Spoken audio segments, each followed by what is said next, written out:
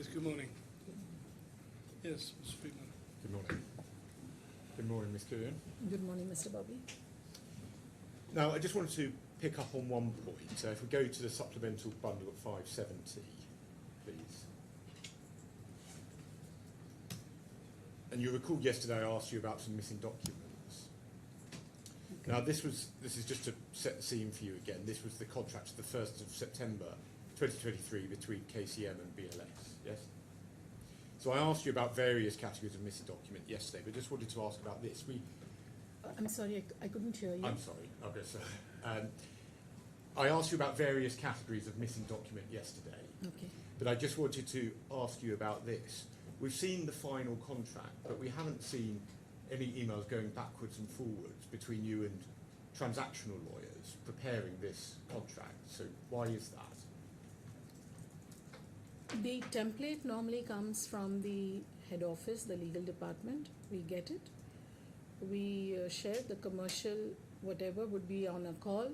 I'll just update and then they share it and that's it. So it's prepared, so the contract's prepared by head office? Our legal department. We have a legal department. Okay. Now, I want to move on then to, if we could go to supplemental bundle 1571. Please.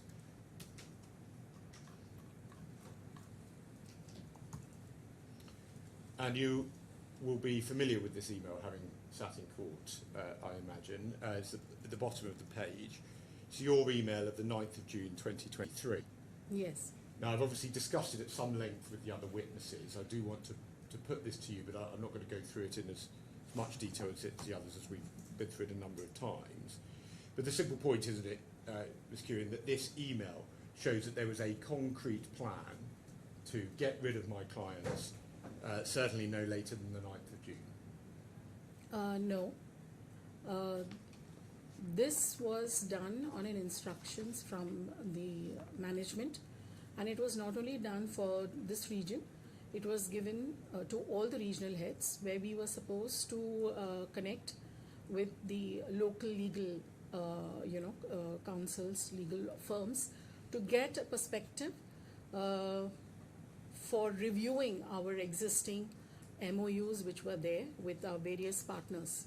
So this is one of the interactions which I had, and the outcome of that meeting is what I have shared over here, where the person was giving just a preliminary, cursory feedback on the MOUs which were given to him.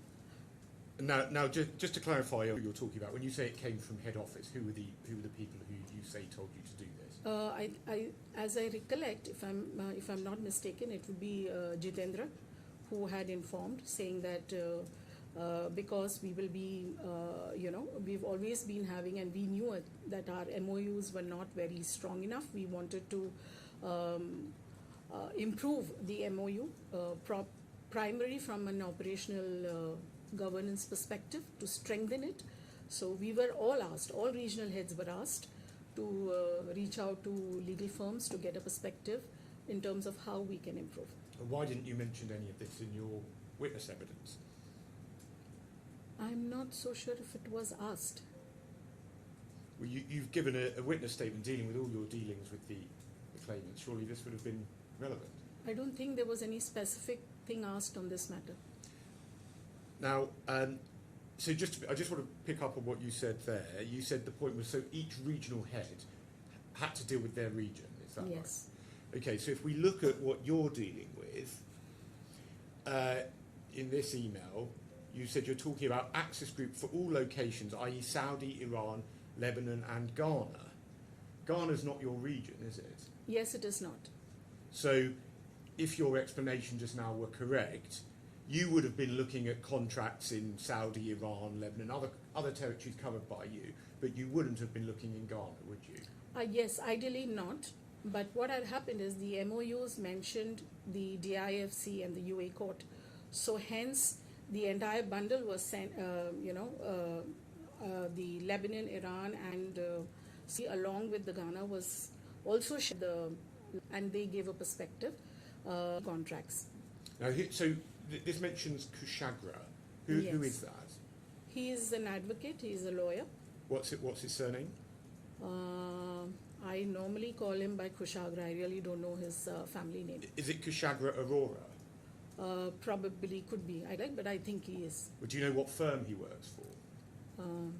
I think it was.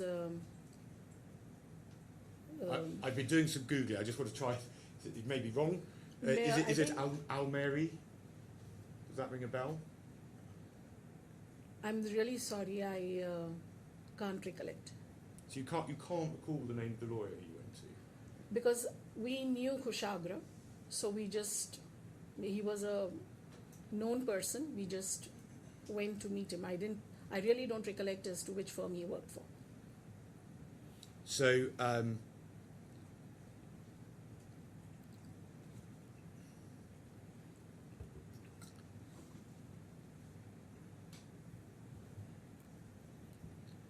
well, I'm sure we can find out who he is. I mean, it's Doesn't matter. well, it may matter. Yes.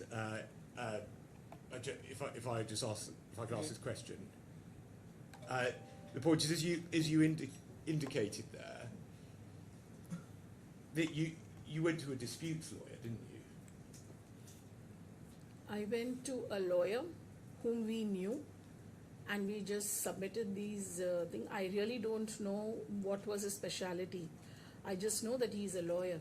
I really don't know what are the different fields that a lawyer specializes in. Well, we can see at point 4, in fact, at point 6, he says that any future communication should be done under a legal guidance.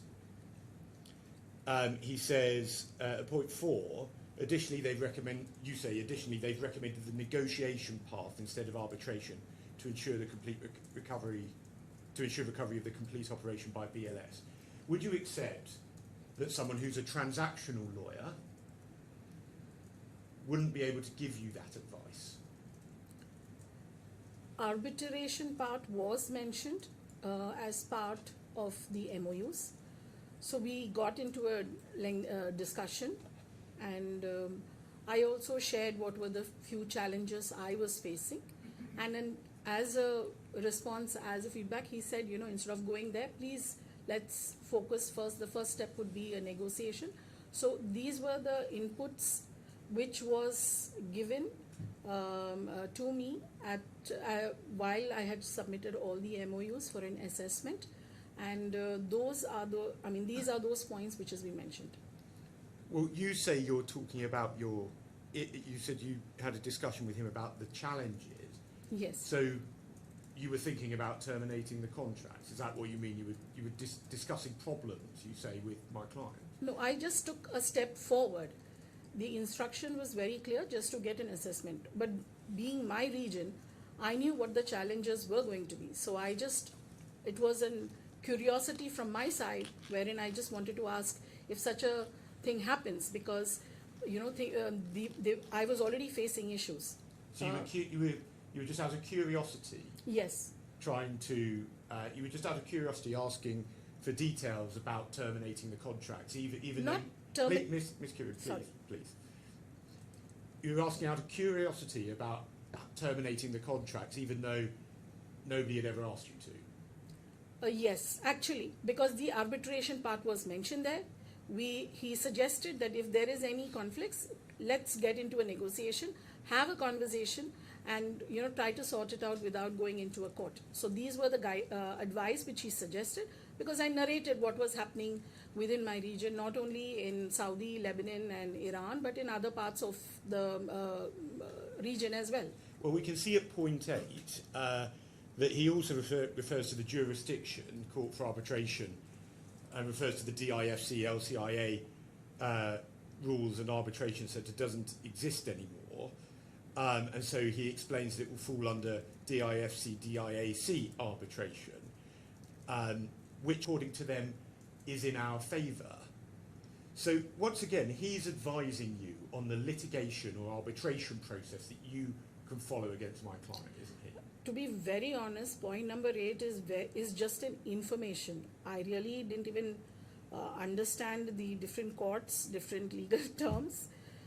because that's not my expertise at all. So it was just an information, I just put it and I just shared it with the management. How could he know whether it would be in favour of BLS or not unless he knew that you had a specific dispute? No, it was just as part, I think it would have been just a feedback because there was very clearly an arbitration clause which is mentioned in the MOU. And Ms. Kurian, I suggest to you that if you had gone to someone to update your contracts, there's no way that person would have opined to you on these points, would they? Wouldn't be their specialism. Not really, because we were just, as I mentioned, quite a lot of points are just information basis on the contract. And I already said, that I did discuss, we were just having casual discussion in terms of, okay, these were the things, how do you think we can handle it if ever such a thing comes in, I mean, I think any normal person would be doing that. Well, you say Mr. Sahu asked you to speak to the lawyer, didn't ask you to raise any of these issues. No. Ms. Kurian, please. Okay. Thought I was to you. Yeah. So, a question. Mr. Sahu asked you to speak to the lawyer. You say he didn't ask you to raise any of these issues. So you've just, off your own back, decided to raise all of them. There's no explanation of this in your email. You just set it out. I suggest that is not what would have happened if you had just gone off down your own path in asking these questions. Do you accept that? Could you just repeat? I'm sorry, I didn't understand. Sorry, the point is that quite a long question. I'll try and make it short. Break it up a bit. Yes. So you said before that Mr. Sahu asked you to speak to the lawyer and that he didn't ask you to raise the issues about arbitration, litigation and so on. That's what you said before. No, arbitration is already part of the MOU. It's nothing which I need to specifically take it up with him. We discussed about the issues which I was facing. Right. So you said that Mr. Sahu didn't ask you to raise that. No, it was just a matter of discussion which I had with the lawyer when we were talking about each location in terms of what's being done, etc. So that's as part of a general conversation. I just, we were just having, a discussion on that, and he said, okay, these things you can be doing. These are things which he advised us. That's yes, it. I know. Yes. So, but my point's simple, which is that you then set out in your email various points about whether arbitration would be in your favour or not, and the tactics to negotiate versus arbitrate. Those are all points that, on your evidence, Mr. Sahu hasn't asked you to raise. Correct? Could you repeat? Sorry. The matters, a number of the matters that you set out in your email are matters that, on your evidence, Mr. Sahu didn't ask you to discuss with the lawyer. Isn't that right? Mr. Sahu asked to get the MOUs assessed. Feedback in terms of how we can strengthen, what were the weak points, how we can strengthen.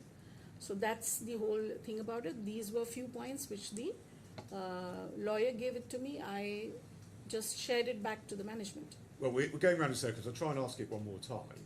The point is that litigation strategy and so on, these are things that you say you haven't been asked to discuss. You say you're just asked to discuss drafting of the contracts. Litigation strategy is not something within my scope. Not at all. Because that's not my expertise for which I work in this organization. Well, my expertise is operations. I take care of operations. As part of that activity, MOUs, we have contract partners with us, and those contracts needed to be assessed. Well, I suggest that if the conversation with Mr. Sahu happened as you say it did, which, as you know, I don't accept, then your email would not have been set out in the way that it was. Sorry, could you repeat it? The way in which you've drafted this email, dealing with all of these points, would not make sense if the instruction to you from Mr. Sahu was what you say it is. It is what I say. Well, we could also see more generally, and I've put this to the other witnesses, but I want to put it to you, that where it said the complete case of Access Group at the top, and then it refers to the ensure recovery of the complete operation by BLS. So that's quite clear that it's just it's Sorry, getting. where is that statement? That's at point 4. Ensure recovery of the complete operation by BLS. So it's quite clear that this is a plan to get rid of my clients, isn't it? No, it is not at all. Now, at point 7, it said that they're informed that they have existing and performing partners in each of these locations. That was a statement about alternative subcontractors that could operate instead of my clients. No. Isn't that right? No, it is wrong, because he was just selling his firm here in terms of saying that they have connections in other parts of the globe, and if we need to have, if we have any need, then we can always reach out to him. He was just letting me know about his network across the globe. This is phrased, that's not how it would be phrased if you were talking about lawyers. Existing and performing partners, what does performing mean in that instance? Because they have an existing law firm, maybe you're connecting, I don't know, he just mentioned it, saying that he has partners in all these locations. And it doesn't specify limit to these, but he was talking to me about what are the other networks which he has as a firm. But is he, you don't know the firm? Really, I'm sorry, but I don't recollect the firm. Are they an international law firm? International in the sense outside UAE? Well, are they yes, are they an American firm? Are they based outside the UAE? That's what I said. We came to know through a known person about Mr. Kushagra, and we just went. We didn't go firm first and then him. It was him directly. Well, because you can't remember, it's difficult. Now, the only Kushagra lawyer in the UAE, he was in the UAE. Yes, the time when I met him, he was in the UAE. Yeah, so the only UAE Kushagra lawyer that I could find was Kushagra Aurora, who's a disputes lawyer at a firm with 4 people in the UAE. So he wouldn't have performing partners in each of these locations, would he? This is what he told me, and I've just written it there. I don't really know the second level in terms of what are the integrities of his firm and his networking. I'm not aware of.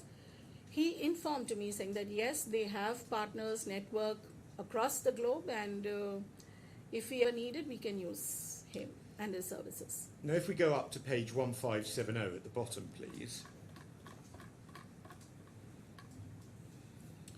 You respond to that email below saying, please find the information gathered and shared earlier, also attaching the contract copies for reference.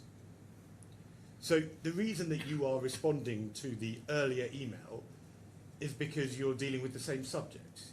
Isn't that right? Sorry, what earlier email is this? So this is can a you scroll down to 157. you can see the way the emails go. The 29th of September email is sent effectively in response to the same chain as the 9th of June email. That's why they appear like this. But one can't be a response to the other because they're both from Ancurian. Yes, it's she. So that was my puzzle. Sorry. That's why I was puzzled. What I say, a response being, it's sending it to the same, it's sending it on the same chain. I see. So you've sent it on the same chain. Can I repeat? So, and you've done that, haven't you? Because it's a direct response to the earlier email. Okay.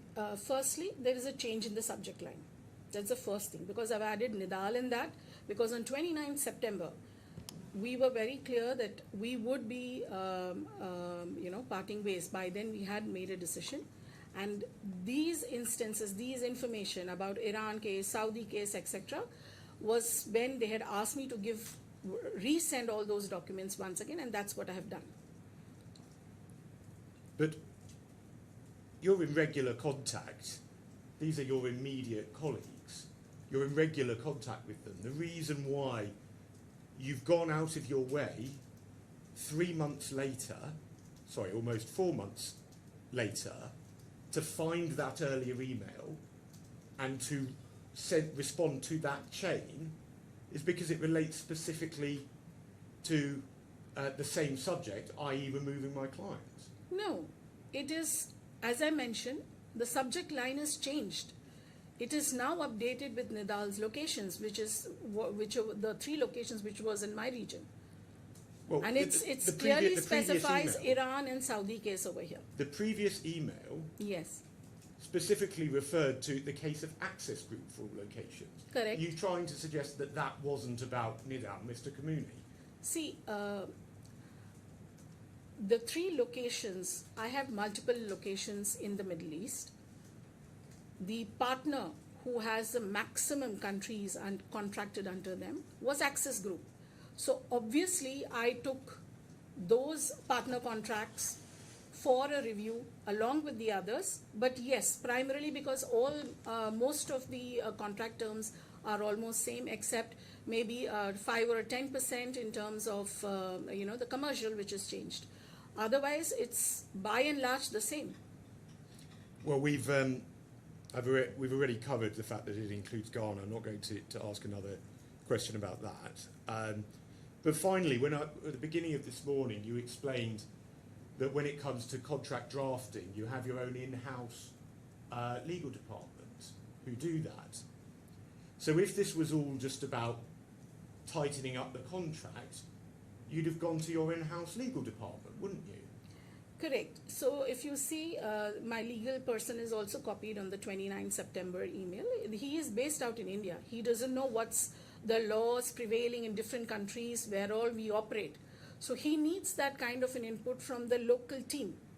And we were just gathering that information and giving it to the management. That's it. Well, you said with the KCM contract that was just dealt with by those lawyers. So the point being is the reason you're going to external lawyers is because it involves a dispute, litigation or arbitration.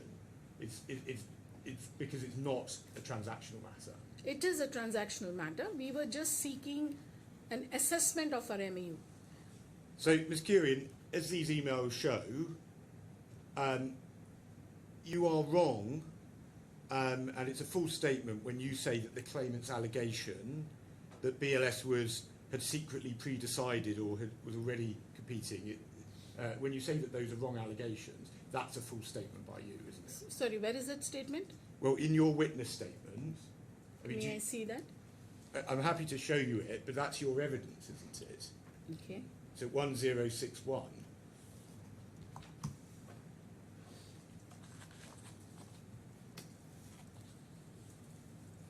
Which The point? final sentence, the claimant's allegations of BLS competition or secret pre-decisions are wrong, suggests to you that that's a simply full statement, isn't it? Why is it wrong? Well, for all the reasons we've gone through, No, it isn't. right, please let me finish, Ms. Kuhn. Oh, okay. For all the reasons we've gone through, it's quite clear that certainly by no later than the 9th of June, that a decision had been made to get rid of my client however BLS could, isn't that right? It is wrong and it is not true. And you and the other witnesses we've heard from have together decided to present a deliberately false picture to the court, haven't you? No, I disagree with that statement. Well, let's move on. If we go to page 1122, please, Of of the main bundle.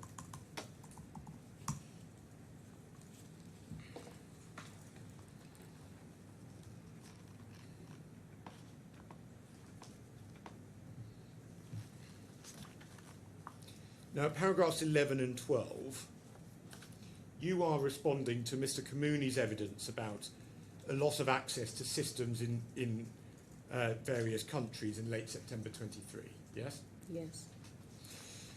Well, let's start with the first element of this, and this is 4 lines up, paragraph 11 on the right-hand side. You say in that string, Ms. Ayoub is raising 2 separate issues. Initially, a lack of access to the appointment to the appointment manager, and later to the ability to make appointments in the latter half of October 2023.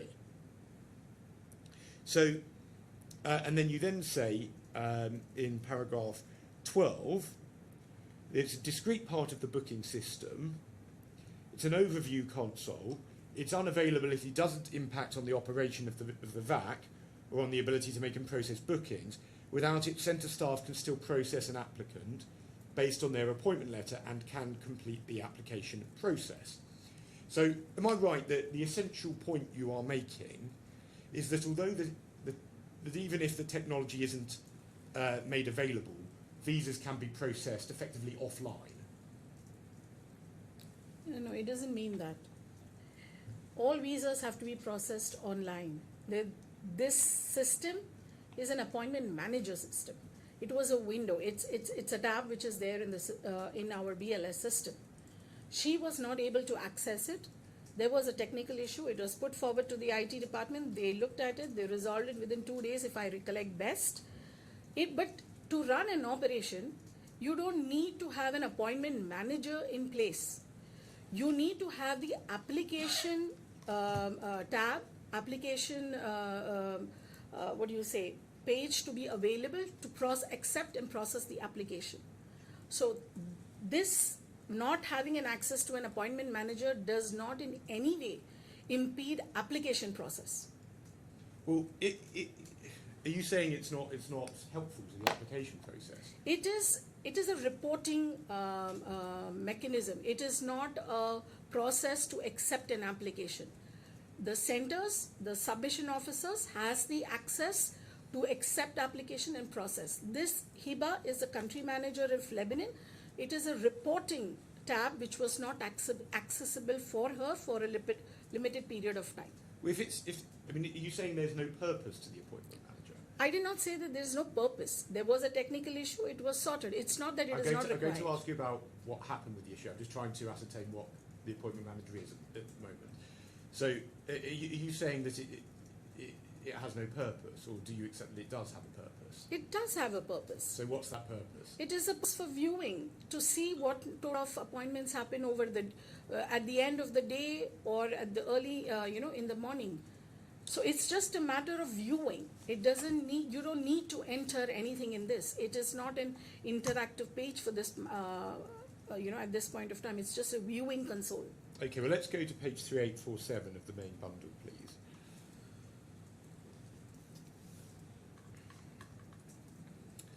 There's an email halfway down from Miss Ayub. That's sent to you on the 20th of September. So let's see what she says in the first paragraph. She says, today we've lost access to appointment manager username on BLS Spain system without any communication and any reason. So currently I've lost visibility on calendar and time slot distribution, block dates, slot capacity, break duration, maximum slots, start and end time, appointment availability. And then, firstly, that accurately summarises what was lost, doesn't it? It's a reporting information. It is not an application. I'll ask the question again. That accurately summarises what was lost, doesn't it? Sorry? What Miss Ayub's description of what she can't access, that is an accurate summary of what she can't do. It's nothing to do. That's what I'm again saying. It is nothing that you have to do. It's something which you have to see. So, what she has lost is all of that. Do you accept that? It's not lost. There was a technical glitch, and hence there was a momentary issue. It's not lost. You can't just lose data from the system. She was not able to see for a day or two, and it was fixed. If you will see my subsequent emails. Well, Ms. Curie, I'll try one more time. I think it's Yes. quite a straightforward question, which is her description of what is not available to her is an accurate one. Correct, and she is just mentioning what you will get from that appointment manager. Right, Because so as an appointment manager, you have a list of applicants who will be there, what are the slots, etc. It's just that information which is there in this appointment manager. So in her third paragraph, she says, kindly note that this will certainly impact our daily work and reports to mission, especially when addressing Syrians, where we are obliged to daily report to mission, so they are granted access to Lebanon, and other related matters such as no show, and others. So that makes clear, doesn't it, that your evidence just before that it wasn't materially affecting the operations. That's not right, is it? It is right, because it didn't impact the operations to a large extent, because our main function is to accept application. The second part of it is the reports which goes to the embassy, which is a manifest, and that did not impede over here, because the manifest will be taken out by the staffs by the supervisor in charge, where he will get the complete list of applications which is processed for the day, and that goes along with the applications. So that has nothing to do with this. There was not an issue in terms of, a process breakdown which impacted operations. No, it was a viewing page in the BLS system. Well, Miss Ayub is running the centre at this point. What possible reason does she have to pretend that there are these problems if they don't exist? No, I didn't say that she pretended it. I just said this doesn't impede operations in terms of accepting applications, because this is a viewing page. But you must accept, though, mustn't you, that it does impede the operation of the VAC, doesn't it? No, it doesn't, because I'm still saying it is an application acceptance. It is the submission officers who accept applications, and that is important. What would be the point of having this? What would be the point of having this system at all, if in the event that you don't have it, it has no impact? No, it does have an impact, because as a manager you need to see. So it is important, but it doesn't impact my operation process in terms of application. Now, are you aware that under the contracts it was BLS's obligation to make the necessary technology available? Yes. So it was BLS's responsibility that this wasn't running, yes? Yes. Now, if we go, well, you already mentioned it in your long answer. So you've said this was a routine upgrade. You didn't deliberately cut them off. Is that your evidence? See, exactly, because we do have, and we still have constant upgrades, which is that even an iPhone every 6 months or 4 months upgrades their system. So it's an IT technology. Everybody upgrades the system, as and when the opportunity is given and the business requires. Sorry, just one point that I do want to just go back on to finish what we were discussing in terms of the impact. Just one specific point. In the case of Syrians, they need pre-approval from the embassy to cross the border, don't they? Yes. So future appointments in relation to Syrians are particularly crucial, aren't they? It is, but at this time, it was a manual appointment system. It was not a system updated on this appointment manager. It was not available. Now, when you're talking about upgrades, yes, are you saying this was just a routine upgrade that had nothing whatsoever to do with changing the system because there was going to be a change in subcontractor? To the best of my knowledge, an issue happened. It was reported. We checked. My IT local, I had a regional IT person. He just checked and he said that, okay, whatever is the upgrade or whatever, he responds back in that email. Well, if I could just a specific question that I asked, if you could Yes. just try and focus on that. Okay. I'm saying, was this upgrade anything to do with the fact that there was going to be a change in subcontractor? No. Now, if we're still on Ms. Ayub's email on Okay. page 3847 in the middle paragraph, she says, I've lost everything related to appointment manager functions and actions without any explanation. The same have been communicated to technical team in the morning, but no reason was given so far. So that this is at 6:39 p.m. we can see from the email. 3846, if we go up please.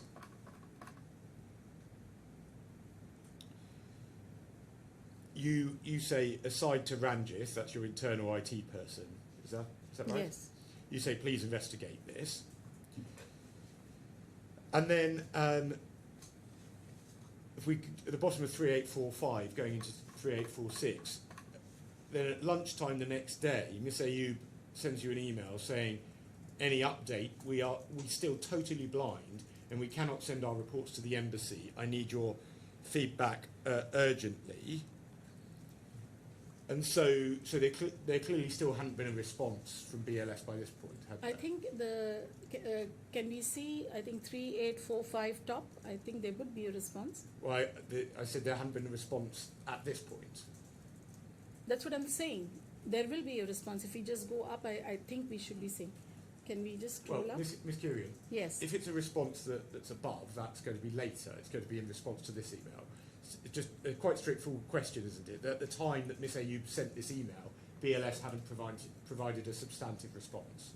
Maybe at 1 o'clock, maybe not, because it's a technical issue. They have to check. So let's go above 3845. And Ranjith Ravindran sends an email saying, as informed, we are making some changes in the Spain Prologix system. Yeah. Till the time the change gets updated, we need to disable the requested access button in the system. So, in terms of the production on this, no documents have been disclosed that support that show there being this upgrade taking place at this time, have they? What document is you're referring to? Internal documents from BLS showing discussions of the upgrade, for example. There are none of those, are there? I don't know what you're referring to actually. Are you talking about IT in terms of technical issues to be discussed with me? It is not relevant to me. I will not even understand it. Well, surely if there's this problem with the system, and if you wanted the claimants to be able to access the system, you'd be chasing IT saying, what's happening with this, wouldn't you? Correct. And that is the reason I put it to IT. Ranjit had a conversation, and that is the reason why he mentioned saying that, dear Hiba, as informed, we are making some changes. So he, after the conversation, he puts in a response to an email because I have asked him to close this matter. So he just responds back to that email of Hiba. Well, let's see what happens above. At 3842 to 3843, on Friday the 22nd, she says, Dear Ranjith, good day, any update on below? We're still waiting your confirmation so I can confirm back with mission. This should be closed 2 days previously. Right. And then we then have an email just above that from Mr. McCarroll saying, hello Ranjith, please, we need an urgent feedback. You did mention to me that once team share the request, it will be done quickly. Mm-hmm. And despite this, we can see this at the bottom of 3841, that at the end of the day, Ms. Ayub has to chase again. Do you see that? Okay.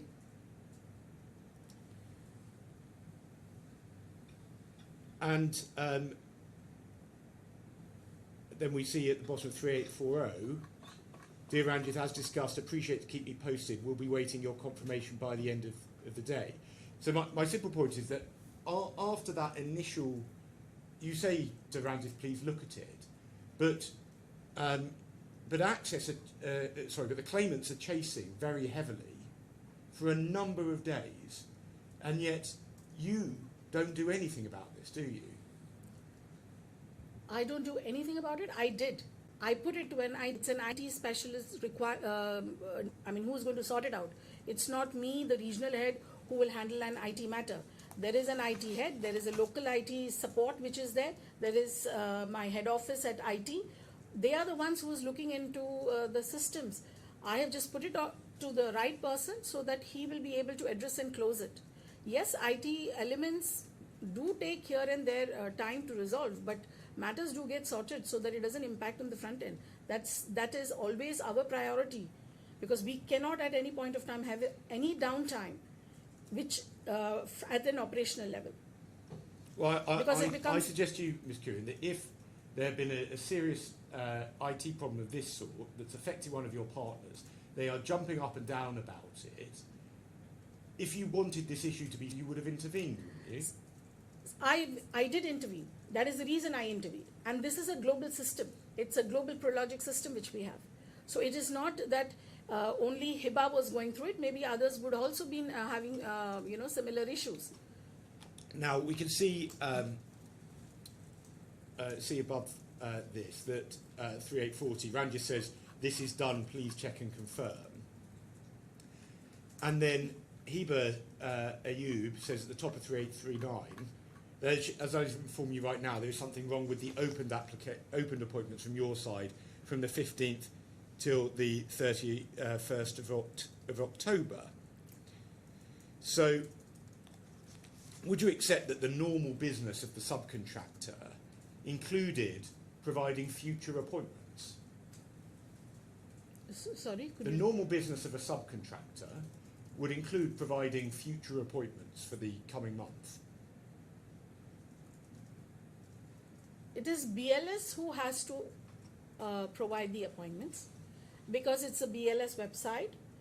The appointments are available on the website, and applicants, whoever wish to avail the Spanish visa in this context, goes to the website and enters the thing.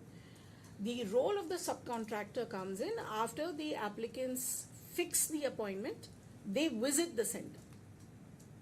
Well, but the subcontractor is selling, giving out the appointments at the subcontractor centre. That's part of their role, isn't it?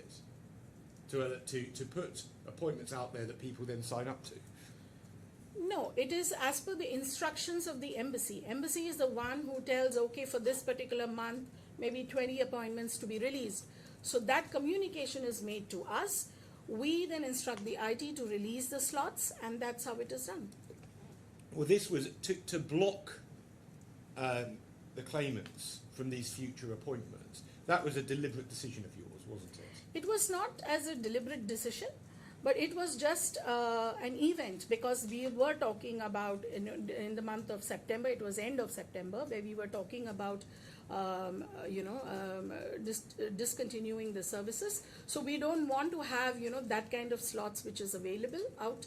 So hence we just reserved from the mid of October to hold on to the release of the appointments. If you can see, it's already clearly mentioned over there in terms of green. Up to the 12th, the 6th till the 15th, the slots were till 14, the slots were available. Well, Ms. Curran, and this is taking a long time. Obviously, I want you to have your ability to say whatever you want.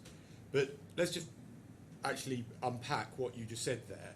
I asked you whether it was a deliberate decision, and you denied it and said it was not a deliberate decision.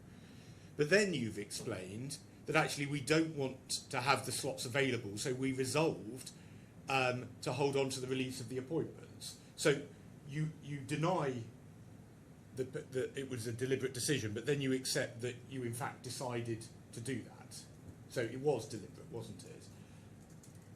It was just as a precaution thing for us, because we didn't want to have slots. I'm not asking why. Let her finish. I'm asking whether it was a deliberate decision or not. Ms. Curran, you can finish your answer, please. Sorry, You can continue with your answer. I can continue with my answer. I said that it was just as a precautionary step that we had held up the appointments. We can at no point of time withhold appointments for a longer period of time. That's very clear. That is the more than an obligation to the contractor. It is an obligation of BLS, because it is BLS systems, BLS website. BLS is bound to provide appointments to the applicants. If we go to your witness statements at 1123, please.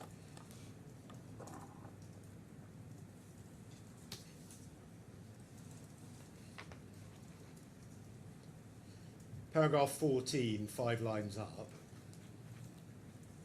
You say what had happened was that BLS had not made available booking slots for the period after the anticipated termination. Yeah, So that's what I just. you accept here that this is something that you have. It's not an accident. It's not a technical issue. You've done it on purpose, haven't you? That's what I explained a little while ago, saying that yes, by then we knew, we were just holding on to it as a precautionary method. That's it. Now, you mentioned that it was a matter for the embassy, and so it was important to do what the mission wanted. Yes. Yes. So if we go to 3836.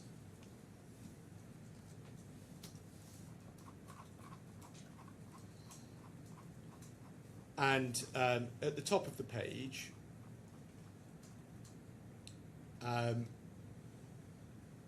sorry, in fact, 3886. My apologies. Sorry. 36. And there was a similar issue in Saudi, wasn't there? You didn't release you blocked the appointments in Saudi as well. They weren't released. I'm going to ask you about part of this communication. Ms. Kiri, I'm going to ask you about that in a moment. Uh-huh. But in Saudi, you also blocked the appointments, didn't you? On 29 September, that could probably be the case, but I've not seen this email. If I may just read it. I'm going to ask you a question in a second. I'll give you a chance to read it. I'm just trying to ask, do you recall that you blocked the appointments in Saudi as well? Looking at the date, I think there would be a scenario where similarly we would have, blocked the future appointments. Okay, and so we can see here, this is from the ambassador, and the ambassador is saying, I hope this email finds you well. We need your assistance in opening appointment slots as soon as possible. We've been facing a growing number of inquiries. So the point is that the Spanish Foreign Ministry obviously wanted appointments to be opened, didn't it? Okay, firstly, I want to correct. This is not an email from the ambassador. It is a generic email from the embassy. This is from the consular section of the embassy. That's the first thing. Second thing, yes, if I may now, to respond to your second part of the question, can I just read this?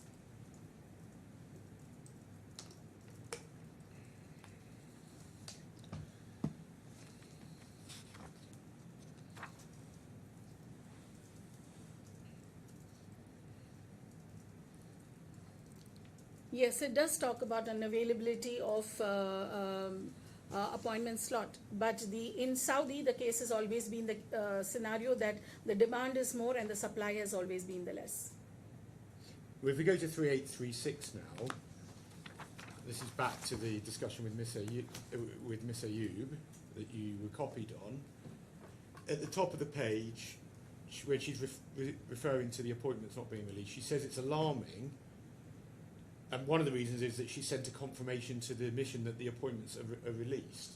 So again, this is an issue that would be a problem for the mission as well, wouldn't it?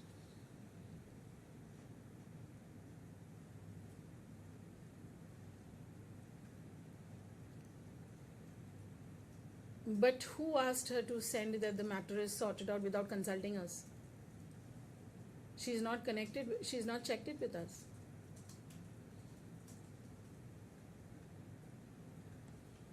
If you want to see another email at 3835, she again says I'm raising the red flag. And again she says we need your action. I've already confirmed to the Spanish mission last Saturday, 23rd of September, and we were already too late for that appointments are released. So that's clear that the mission wanted the appointments released, isn't it? The appointment slotting is done in bits and in parts, not bits and pieces, in parts, right? Sometimes it happens on a weekly basis. In this case, yes, what the embassy would have asked us to do is also the similar thing in phases or in parts that the slots had to be open. And in this case, yes, the embassy would have given us the instructions, and we have opened it already for the first part of the month. Subsequently, at a later part of the month, it's idly to be opened, but we, as I mentioned earlier, as a precautionary step, in the case of Lebanon, we actually held it as a precautionary step because we had already had, a decision to, part ways. So I suggest to you that what you're doing here Yes. is you have taken a decision which involves prioritising harming my clients over providing the good and proper service to the mission. Isn't that right? No. Now, if we go to 3837, please, and just in the chronology, if you want to understand where we are, it may help. At 3840, we can see at the top of that, Ranjith says this is done, please check and confirm. At 3839, we've seen that Ms. Ayoub says that there's still a problem with the appointments. And then at 3837 at the bottom, on Monday the 25th, she says, in addition to closed appointments from 16 to 31 October, I have no access and visibility to below reports that can be shared twice per day. So she's saying she needs these reports to share them with the mission twice a day, yes? Yeah, if she is referring to the 16th to the 31st, of course the slots have not been opened. There would be no applicants itself who have booked the appointment. So the point is these reports aren't available, but Yeah, she needs to for give this them to the particular mission. period. And so when you suggest that things were resolved after Ranjit said they were resolved, they weren't, were they? No, so I'm sorry to say, but that were two issues. So the first issue, where she was not able to access that first part, was sorted out in 23. On 23rd September, that's what we've seen. This is in terms of information of the appointments between 16 to the 31st of October. Well, we can see that it's an additional issue because she says in addition to closed appointments and then sets out this additional problem, doesn't she? Not, I don't think that's the understanding there. Well, we can see that was the 25th of September at 10:40 a.m. And then 25th of September, we see she's the follow up that she has there at the top of 3836. So they showed you at 3835 the email where she follows it up again, saying about the red flag, that she's raising the red flag. And then at 3833, at the bottom, she then says that she's lost access and visibility to the below report appointment comprehensive report list.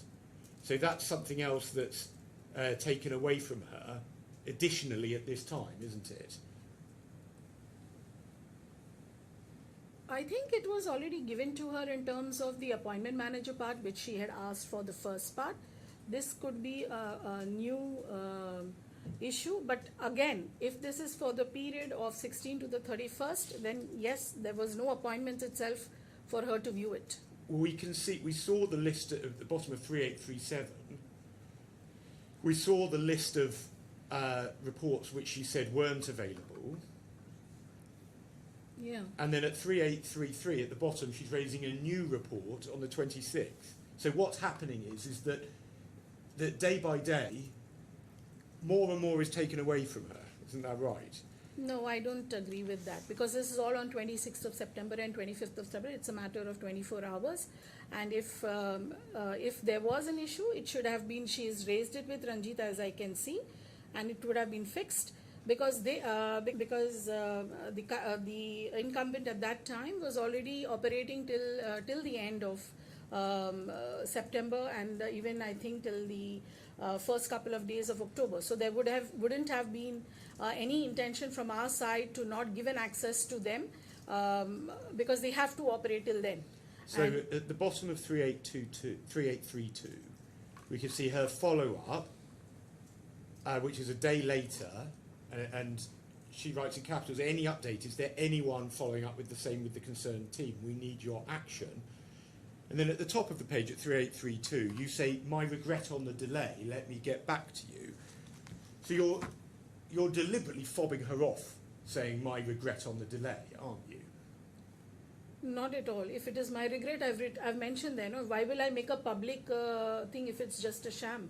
I have to tell her it. There was a lapse in terms of communication from my team to her directly.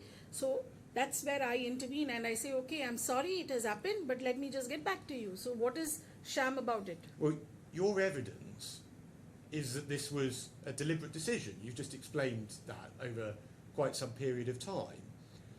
But you don't say to her, no, this isn't a mistake. We've locked you out. You instead pretend that you have regret about the delay in sorting this, don't you? No. Please understand, there were two issues. One was opening slots from 16 to the 31st. And I mentioned that already, that was a precautionary method. The part one of the issue was appointment manager and the reports which was to be available. That was a technical glitch which was addressed. If that was existing, it should have been taken it up very clearly, because in this it's been, subject line is only very clearly saying that Spain slot opening October. It doesn't say that there is a technical glitch. So, okay, so you are responding, you say, about the Spain slot opening, which is something you've done deliberately. So again, doesn't that make it all the clearer that your response is deliberately trying to fob off Miss Ayub, isn't it? Not at all, not at all. 16th to the 31st, if, as I mentioned, it was as a precautionary method. If she is asking for reports and appointment details for 16th to the 31st, how can we give it? Because there was no appointment itself, because slots were not opened. Well, then why don't you just say that to her? Because sorry, can you make sure you talk a bit more slowly, please? They're having difficulty. I'm sorry. I'm sorry. What was your question? Why don't you just say that to her? No, the whole intention is over here is that she has written, my team has not responded, and I am expressing my regrets for this delay. Well, let's move on. Sorry, if you want to finish, please do. I've done. Thank you very much. Thank you. Let's move on to Iran and some of the other territories. Now, it's right, isn't it, that if BLS blocks a member of staff from being registered on the system, one of Access's staff, then that member of staff can't operate because they can't use the system. Ideally, if the person is approved by the embassy, they have been given the access, IDs, etc., then the person can operate. But yes, if for some reason we have gotten instructions or the person has forgotten ID, his password rather, then he or she may not be able to access the system, and they may put in a request saying that please change my password. So I don't know in what context you're referring to. Well, you don't need to worry about the context. It's just a very straightforward question. If BLS doesn't let someone, a member of staff, onto the system, they can't operate on it, can they? If yes, in a way, yes. So you agree with that? Yes. Yes. Okay. Now, in Iran, you blocked staff from joining the system, didn't you? Which staff? Can you please elaborate? Let's go to 3862.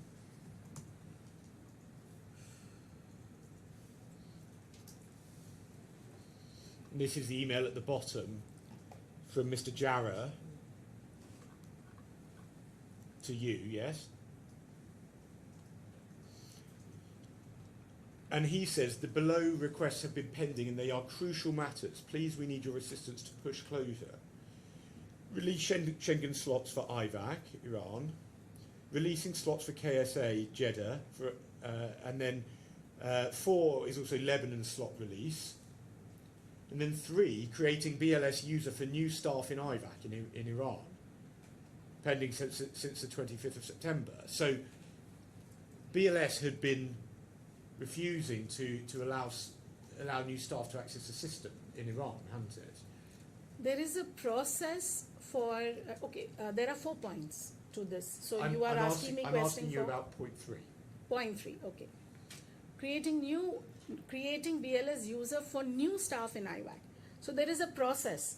It's just wherein a person has to give the credentials, and it does take time. It's not that a request is put and within a couple of hours the slots have to, the ID and the password has to be given. It does take time. And in this case, 25th 9, the person has sent. This was, I think, Monday, and I think they would have got it. If not, but I think by 27th, why do we need to add on a new staff? Ms. Kuhn, are you really suggesting Yes.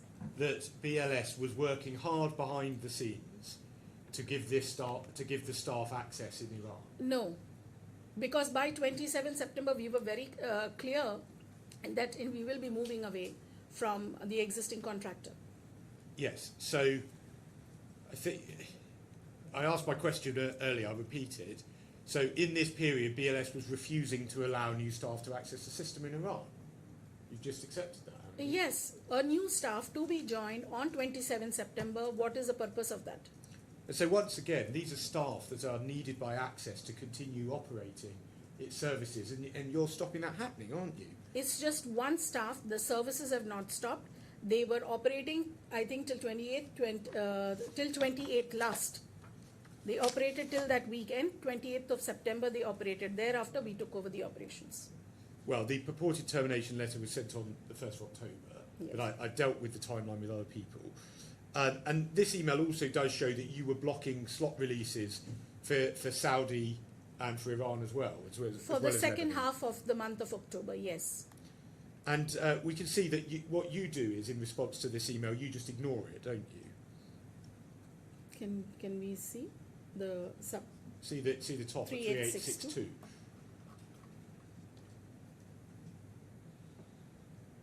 9/28, 28, 10:36. I don't see my trail, so maybe it must have missed. And I suggest that this is consistent with the email that we saw before. What you're trying to do is you're trying to fob off Access, aren't you? No, because in this you don't see my response. In the previous one, you did see my response. And now, while you've accepted that you deliberately cut off access in relation to slots, you try to suggest that some of it was just an upgrade on the system. I suggest to you that Ms. Kurian, it's incredible to say that was just all of us. I think just been that statement is a bit confusing because there are two different issues. Slots were stopped being released as a precautionary method. Appointment system, I mean the appointment manager and those things, it was a technical glitch. So there was no intentional, from our side to stop it. No, it was a glitch is a glitch. But they started at the same time, didn't they? It's because it was reported together. It's not that way. I don't think we can look at it because if I know the history, we do have technical glitches in between. It just happened to be that you all have put this up at this point of time. That's it. But technical glitches has always there. Okay, well, you didn't answer that question. But it started at the same time. It then wasn't repaired, and then, as we saw before, various additional reports were then lost day by day.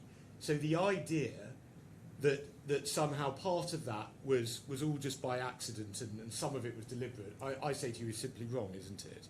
No, I disagree with that statement. And this was all a deliberate attempt at this point to harm the claimant's business. No, not at all. And the purpose behind these changes was to try to better position BLS after it had purported to terminate the agreements. Do you accept that? No. Okay, well, let's move on. Now, do you recall that in your witness evidence, you talk about the local partner in Saudi, which is High Skies, and you say that you hadn't heard about it and you should have been told. That's your evidence, yes? Well, I'm not going to spend long on this because it's not a pleaded matter that arises in this case. But I'll just very briefly just put it to you as you mentioned it in your statement. In a brief Can we refer to the page number, please? Well, I just want to ask you a couple of questions, and then if you want to see your specific evidence, we can. It's a 1123. She wants to see the page number. The page. 1123. Yes, if you want to go to 1123.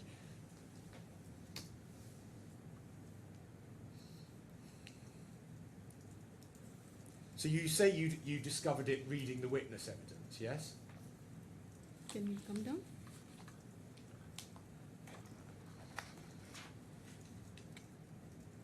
Yeah. I So didn't know about this. It clearly wasn't it wasn't a reason why BLS purported to terminate in October 2023. Then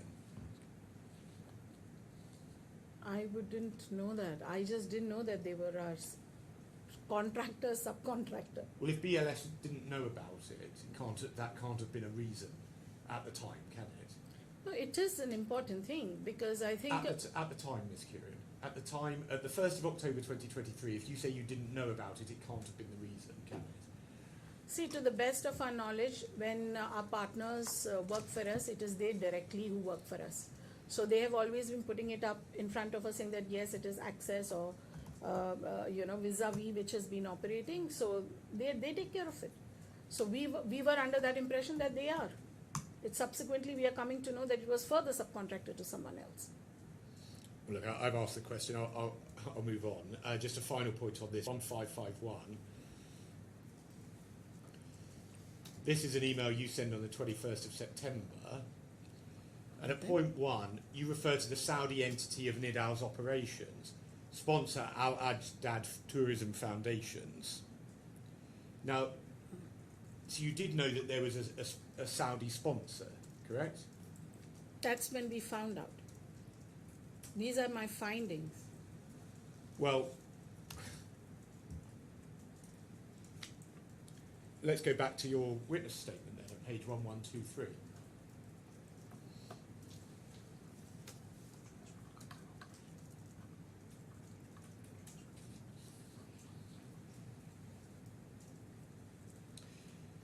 So, you say he refers to the operations through a local partner called High Skies. You say this is the first time that I have heard of that arrangement. So, was your witness statement wrong? No?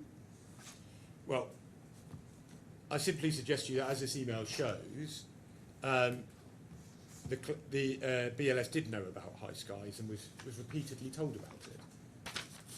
No.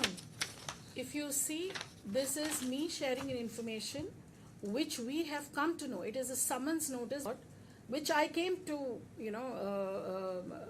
I was informed rather that these were that there was a summons issued to this, and this was the findings of mine which was put at that. Nothing in this email says you've discovered this for the first time, and your witness statement makes clear that your witness statement says something completely different, doesn't it? No, it is not.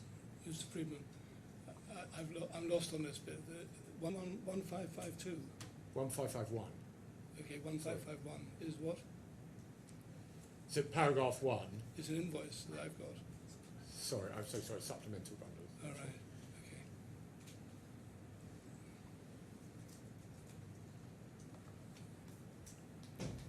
Can you just scroll up? And it's paragraph 1, is it? Yes. First paragraph 1 or second paragraph? First 1? paragraph.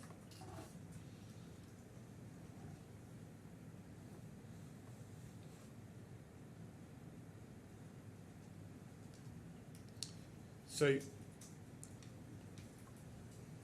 yes, so Ms. Kuhn, if we could next move on, go to 1058 of the main bundle, please.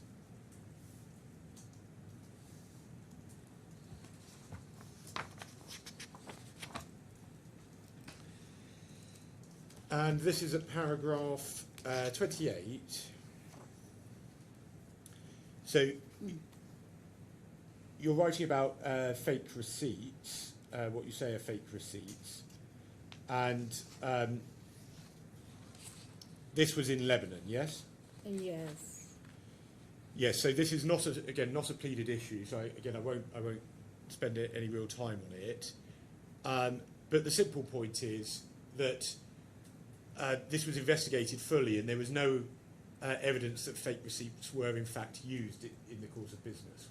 It was, and I think if you see in as part of my witness statement, I've shared certain receipts and giving information what what is different in those receipts, because those were not BLS receipts. Well, if we go to paragraph 30 of your statement, penultimate line, you say we still have no real idea what the extent of the issue was. So you don't know whether they were used in the course of business? No, at least for the instances which the customers, number of customers who came and inquired about their services, yes, in those cases we have gathered the information and given. But to how many customers in totality this was done, we didn't know. To what extent it was done, we had no idea. So I suggest that this is a completely speculative point, which is why it hasn't been pleaded in the defence. Sorry, it is. I disagree with that statement because I've already given proof in terms of those receipts. Now let's go to 1055 of the main bundle, please, which is your witness statement, paragraph 15.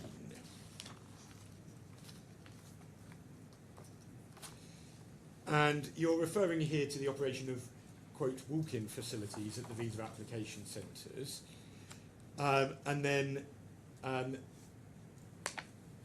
you then refer to agents formerly being offered this service, and then you make a complaint in paragraph 16, essentially saying you weren't updated with the relevant information about this. That's your evidence. Yes. Yes. Now, if we go to 2344 of this same bundle, main bundle, please.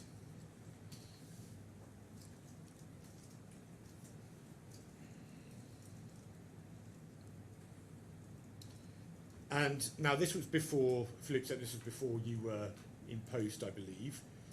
But we can see that Mr. Balasubramaniam is copied to this email. So he's a BLS person, yes? Chentu. Chentu, yes. Okay. And then what's stated in by Mr. Suleiman, who is the country manager in Saudi, he refers to a meeting that took place ago with the referred travel agencies and the consulate representatives, and the following has been agreed. Appointment of 100 walk-in application is granted outside the appointment system for the following agents. So it's right, isn't it, that the embassy formally requested that certain agents be given a walk-in system? As per this email, because there is, I can see that the embassy officials are also copied in it. So I assume that it is, but I've never been privy to this email. So when I wrote that statement, it is to the best of my knowledge, which I had. And I'm not privy and I'm not copied in this email as well. Yes, and I accept you weren't, but you, seeing this now, you and seeing that BLS are also on this email chain as well as the mission, the use of agents, the agents having walk-in appointments was sanctioned, wasn't it? For the period of 2nd May or whatever, because the time is not mentioned, because if they have to permit, it cannot be an indefinite. It would have to be very clearly specified, but yes, since I believe that since embassy is copied, it is approved. And BLS were copied, so BLS knew of this and approved of it. Yeah, Chentu in this case, that is Mr. Balasubramaniam, knew in this. So he's copied in So it. do you want to accept that your allegations in respect of walk-in appointments are not good ones, having seen this? Yes, when I wrote my statement, I have not seen this. So it is true to my knowledge at that time. Well, do you accept, having seen this, that all of your complaints in relation to walk-in appointments, there's nothing to them? Probably, because with this, I think... But this is just one email, and that is also for 2018. So we are talking about subsequent years of 2019 onwards, 2020, 2021, 2022. Teams change, instructions change over the years. So I don't know if there was a fresh notification instructions which was received thereafter, after this. Okay, I just want to be clear about it. If you're accepting that there's nothing in it now, I'll move on. But I think from the end of that answer, you didn't want to accept that. Is that Yeah, because this is a 2018 email. While that is true, because embassy is copied as I mentioned and BLS is copied, it is true for the year 2018. But thereafter, 2019, I have asked, what are the arrangements? Please share those information with me. I have never received it. If this was existing, they should have simply shared it with me. Okay, well, let's go to 3069 of the trial bundle, please. Now, this is an email of the 16th of June of 2022, so much more recently, and you are copied to this. In fact, so you're in the 2 box, aren't you? Do you see that? Yes. And Mr. Suleiman of Access says, in KSA we have authorised agencies who are allowed to bring documents for submission without applicants, and on the next day the applicants come for fingerprint only. And hence the difference between BLS and Akita can always happen in high season. In low season, such cases are not existing. So, again, that makes clear that there are authorised agencies who are given preferential treatment. Correct. So the context is different in this case. And the previous one, that is a different context. It's not the same context. Well, both of it is about agencies being given preferential treatment, isn't it? It is agencies for walk-ins. That was for 2018. This is agencies for home collection. And now if we see at 3067, there's a discussion about whether it's been cleared with the embassy, sorry, 3068 and 3067. And then BLS is satisfied with this, isn't it? Because I think it's an information that he is giving, which is okay. For home collection it was. He's just asking, he's informing me about the procedures because there is a hold up which is there and which we questioned as to why home collection are not being processed the same day. Because ideally they should be processing the applications the same day. But because the home collections were for, interior locations, it was being held up one day and the next day it was being processed. So he's just explaining that thing. But this is specifically for home collection. Well, you've also seen, you've heard my client's evidence who you're in court. They were clear that this was agreed with the mission. We've seen the email sanctioning it before. So I accept you may not have, you say you didn't know about it, but there's just no good basis for saying that my clients did anything wrong in relation to walk-in appointments, is there? See, as I mentioned earlier, 2018 it holds true. But about the subsequent years, no, I am not clear because there is no instruction, no fresh instructions. And if it was true, as I mentioned earlier, if this was existing, when I repeatedly asked what are the arrangements, they could have just shared it with me. So why didn't they share if there was this communication existing? Ms. Kurian, I have to say that the way in which you're putting this across, it sounds like you're desperately just trying to take anything and twist it to use it against my clients, aren't you? I'm sorry, not at all. Now,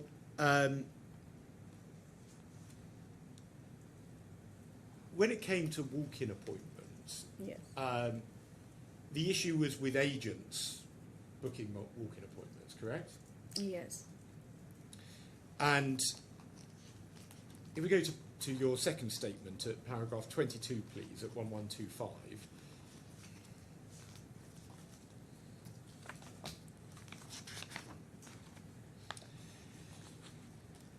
And at paragraph 22, you refer to a specific proposal that was made for a requirement to prepay. Yes? Mm. And the reason for this was that there was an issue with agents booking multiple slots, then cancelling them and thereby creating their own unofficial walk-in slots. Correct? Sorry, could you repeat? I was just reading that. So there was an issue that what the agents would do, they would book multiple slots, then they would cancel some of them, and therefore be able to use them as a walk-in slot effectively. Cancel and then use a slot, yeah, it could be a possibility. Yeah, and so the idea was that you would, if there was prepayment required, then obviously you'd have paid in advance, so it wouldn't work. So it would stop that process, wouldn't it? Yes. Yes. Ideally, to Yes. some extent. And then at paragraph 25, first line, in relation to the prepayment proposal, you say, I can see that from the claimant's perspective, the proposal took a long time for us to consider. You see that? And then at paragraph 26, over the page, you say that you were responsive, and then you make a point about, I think it's Miss or Ms. Buparada. Miss, actually, it's Miss, a typo error. It's a Miss Buparada. No, that's obviously fine. Ms. Buparada had advised against implementation, and that's the reason you give why you didn't do it, because of Ms. Buparada. No, that's an exhibit which I have already shared because the MC, after following up in the future as well, she refused. But there is a story behind this, if I may explain. Well, I'm going to ask you some questions about it. Okay. Are you saying that Ms. Buparada refused at the time, back in 2022, 2023? I wouldn't know because we were not ever privy to embassy communications. Okay, well, I just want to go to ask you about this. Well, the first point, before I go to this, is you accept, don't you, that whether BLS was slow or not, the issue was an issue with the website system That was ultimately BLS's responsibility, not Access's, wasn't it? You're saying payment? Prepayment was something that only BLS could change, not Access. That is true. In fact, it is normally joint because it depends at times which payment gateway you're using, which bank which is going to be used. At times it can be partners banks as well. So it's it's what do you say, related in some form. Well, the point being that Access couldn't do it without BLS. BLS had to do its side of it. Yes, BLS would have to initiate this, I agree. Yes, and so given that Access asked you to put in place the prepayment system, you accept that it took some time. There's no basis on which you can criticise Access for that not having happened, is there? So we are not criticizing Access here. In this case, there was genuinely an issue, and that's what I would like to explain, if I may, because this is context to Lebanon. Lebanon at this, if I'm continuing, Well, I hope you don't mind. I'm asking you about Saudi. The only Saudi, this is, I think, in context to Lebanon, not Saudi. well, there's no pleaded allegation in relation to Lebanon, so that's not relevant to the issues in the case. Sorry, I didn't understand. Your legal team have set out in their defence the particular allegations on which they rely. In relation to this, they references only in relation to Saudi, not Lebanon. So I'm saying I'm not going to spend time on Lebanon because I it think doesn't this is a arise. matter of Lebanon.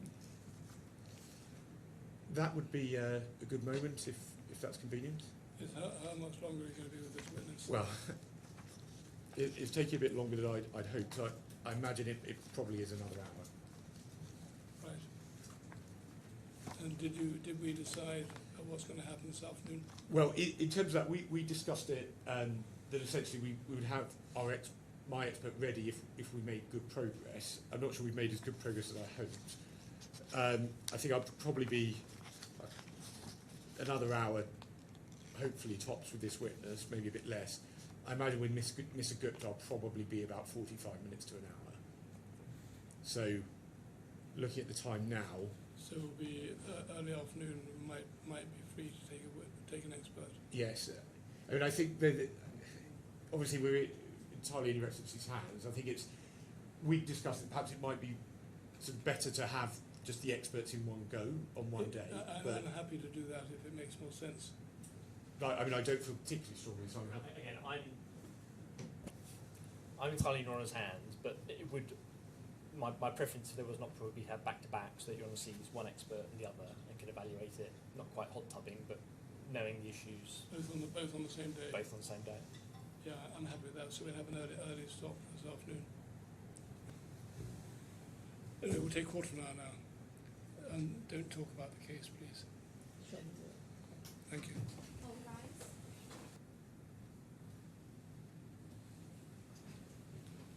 Hello. Yes. Thank you, Your Excellency. Yeah, yes, Ms. Curran. So we were discussing just before the break about the implementation or lack thereof of the prepaid appointment system. So I just want to pick up on a couple of points in relation to this, please. So in the main bundle at 3816,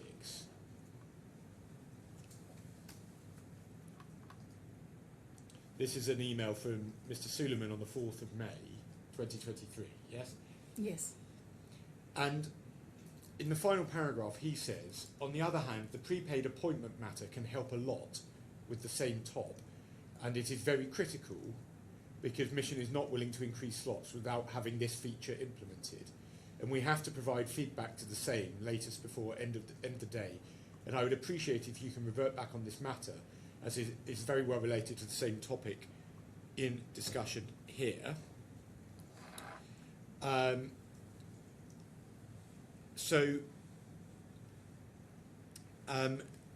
If we go up to 3815, just to see your response.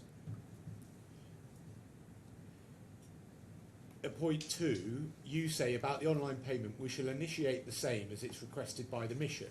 Please ask them about a month or so to set up the whole thing. So it's clear, isn't it, that in Saudi, in relation to prepaid appointments, the mission had in fact asked for that to be implemented. I think this is a continuation to a complaint as the subject line refers. It's a trait which we have received from our compliance. There are suggestions, recommendations made that yes, it will help in reduce such the nature of these complaints, which I agree to it. And the suggestion came up saying that yes, it is an online payment, and we said yes, online payment will help in reducing such kind of scenarios, but it cannot happen immediately because there are many stakeholders involved in setting up an appointment system. I mean, online appointment payment gateway or a module, because it takes minimum 2 to 3 months. I will ask you about this. If it was just a straightforward question, Yes. which was that the mission had asked for it to be implemented. I think you did agree with that.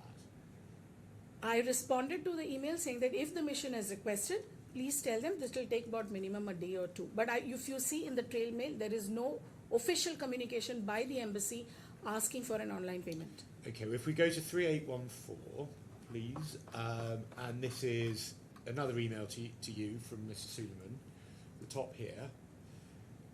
He says, "Dear Anne, thank you and noted for both. As for the timelines, I would need specific dates, please. The pressure I am getting won't allow me to give approximate dates. I hope you're understanding my situation over here, especially they have mentioned to us that they received very good feedback from Greece mission after implementing the same. The no-show rates went down drastically, and now Spanish mission are very keen on closing the same ASAP. So, again, this is absolutely clear to everybody at the moment that the Spanish mission is asking for the prepaid appointment system to be implemented. This is what Muntazir is telling me, who is Now- the country manager there. There is no email communication of the embassy saying Well, that you've no I reason need to an doubt online. this, do you? You don't think Monster's making this Yes, up? I am trusting my country manager over there. Right, and then at 3813, you don't give a more specific timescale. That's right, isn't Yeah, it? because it is not me who is directly controlling it. I'm not trying to cut you off, Ms. Keane. I will ask you substance in a minute. I'm just trying to set the scene before I ask the question. Okay. Just to confirm, you accept that you don't give a more specific timescale? Yes? Sorry, could you repeat? You accept that you say you can't give a more specific timescale? Yeah, I cannot at this point of time. So then we get to 3. We see above. He said, "I totally understand, and I hope the mission will do as well." The 3811. He then says, "We have suffered from a strongly worded call by the embassy regarding the lack of updates and timeline to activate the payment method on the online prepayment." And then at the bottom of 3810, he says. First, it's only Monday lunchtime. He says, "I've sent you an SMS since Saturday trying to fix the time for the call. It's very urgent to have a call today because we need before end of day to give official feedback to embassy regarding the progress on the prepaid appointment system." So by this stage it's getting urgent, isn't it? From this, what is this, email? Yes. It looks like that. And then at the top of the page at 3810, we can see that he then says, "Dear Anne, it should be noted we're facing high pressure from the embassy regarding the prepaid appointment system." He asks for updates. And then eventually at 3809, you say at the bottom, on the 29th of August, you are saying that let me get back to you with the timelines for these. So the point is, he's been asking you in May, and it was very urgent in late May. And then 3 months later, he's having to chase you, and you still don't give him a timeline, do you? Yes, as per the trail emails, I have not been to give the timelines to him. Well, you originally said it would take around a month, and he asked for something more specific than that. But now 3 months later, you're not giving him any timeline at all, are you? Yes, as per the trail email, no, because I didn't have a timeline because it's not a simple thing of me giving a timeline, because as I mentioned earlier, there are a lot of stakeholders involved. There is primarily the MOFA, that is the ministry, has to be informed. They have to be okay with it. Well, Then- on that, we know the ministry was okay with it. They're the ones chasing, aren't they? Ministry is not chasing us for implementation of this at this point of time. It was the embassy, as Muntazar's email mentions. So, in that case, are there emails between you and MOFA asking about this and asking to implement it? I don't interact with MOFA. Or is there, do you think anyone in BLS asked them about this? I wouldn't know, but I know that whenever we have to have an online payment gateway, there are stages to it. All countries cannot implement it because it's a very comprehensive process, and it involves many people and a lot of testing to be done, a lot of actually activity. It's not a very simple process. Even now, to give you an example, now when we have implemented online payment in certain location, it takes minimum 2 to 3 months for a final installation of this. And this is a time when we didn't have online payment in any of the location. And to be very honest, this was new to me. When these requests came, we were processing it in terms of how we can respond. Timelines were not defined because of that. And now you didn't respond to this email from Montezor, did you? Of which period? In response to the one at 3809, you didn't respond, did you? Isn't that my email of 29th of August?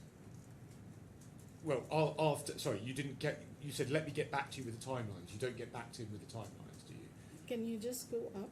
If I don't know what's the trail. Can I see the trail? Well, we can see the next email is from Mr. McCall on the 26th of September. Okay. So you don't get back to him. I think we've had a discussion because he's referring to a discussion, so I'm sure I would have given him some input. Well, we can then see at 3808, the first time you give him a proper timeline is on the 26th of September. Do you see that, where you give him 1 more month? Yes? And, Yes. And so that's a meaningless statement at that point, because the termination will have happened before that No, it month wouldn't be. elapses. It wouldn't be because primarily, as we mentioned earlier also, we were in the process of upgrading our website. And the first thing we need to do for an online payment gateway is to have a very robust website wherein we will be able to install or deploy or implement, a format of this nature, that is online payment, on our website. Our website, which was there, was 2016. We needed to upgrade, etc., to meet this online payment, and which we had started work of upgrading our website, etc., during, in and around this time. It was right, isn't it, that once you took over the operations in Saudi, you did implement the prepaid system, didn't you? In 2019, I took over, so it was. Once BLS took over the operations from Access, BLS then implemented the system. I'm not so sure at this point of time whether we did implement or no. I Well- will have to check. Well, if you want to see this, go Yeah. to 4159, which is the email with Margarita Buparada. I'll ask you separately about this email in a bit, but this is talking about the implementation of it in Lebanon. Yes. Margarita Buparada says, as I told you during the meeting and in a different meeting with Ellie, that's Ellie Daria of Helen Holidays, presumably, the comparison with BLS in Emirates, Saudi and other countries is just an information because the conditions in each country are different. So the reason that comparison's being made is because the system has been introduced in Saudi, hasn't it?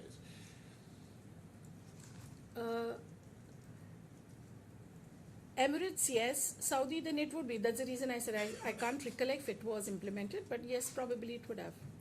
So there was, put simply, this extraordinary delay when you start off by saying it will be about a month, and then it gets dragged out beyond October, from May beyond October, beyond the time when the claimants are there. That was all an attempt to obstruct the claimants, wasn't it? No. Well, let's go to 5144. please. Now, I just want to ask about what this document is. This is, I'm going to ask you a question. Okay.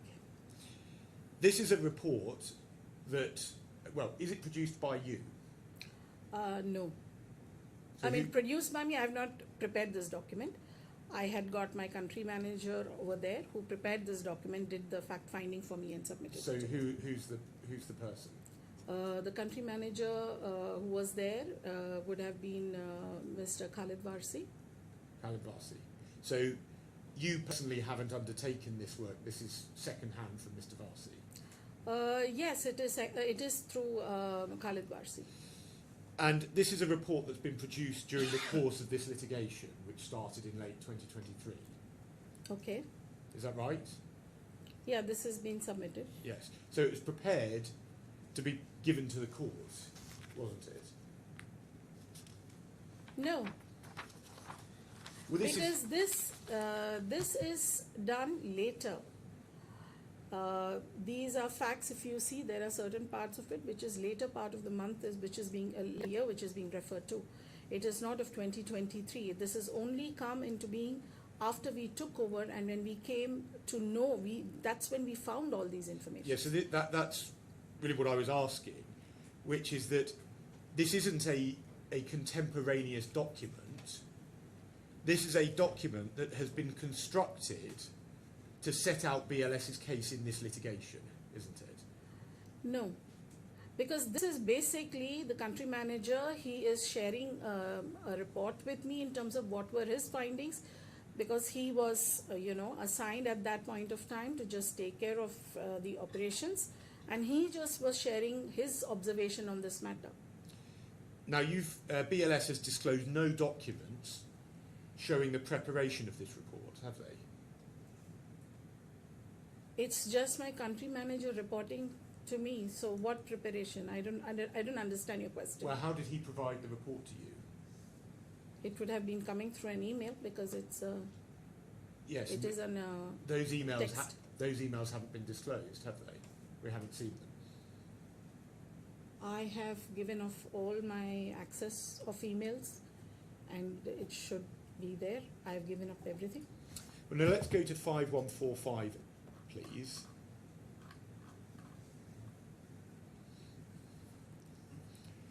And this is just want to pick up on E. Lael Travel and Tourism used to advertise online and on WhatsApp status, promoting appointment availability for next day submission. So, and then what we have at 5146 are various WhatsApps which appear to show the ability to book short notice appointments, yes? Yeah, through Now- a WhatsApp medium. So this is the very, sorry, let me just ask this. The WhatsApps, these are created by BLS pretending to be someone else and asking Lael Tourism about this, yes? I'm sorry. How can we come to that conclusion for that?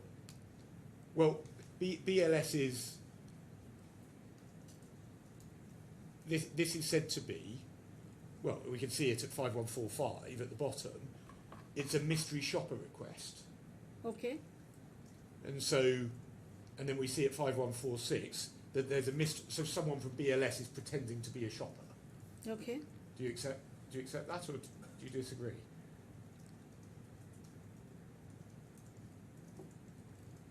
This was an activity which was done, and the information was found out. Can we go through with the previous page, please? Ms. Kurian, it's just Yes. a very, I would be hoping it's a straightforward answer. We've seen that this says that it was a mystery shopper request. So I'm just saying that it's someone from BLS pretending to be a shopper and then messaging Lael Tourism. That's what those WhatsApps purport to show, according to this report. If you don't know, then just say, you can say you don't know. Could you repeat your question?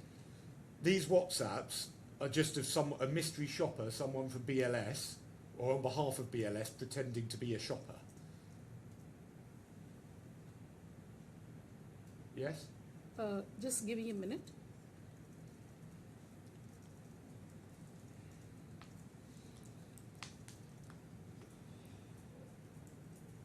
This is a mystery shopper activity which was done as per the trail email in point number G, which is mentioned. So, Okay.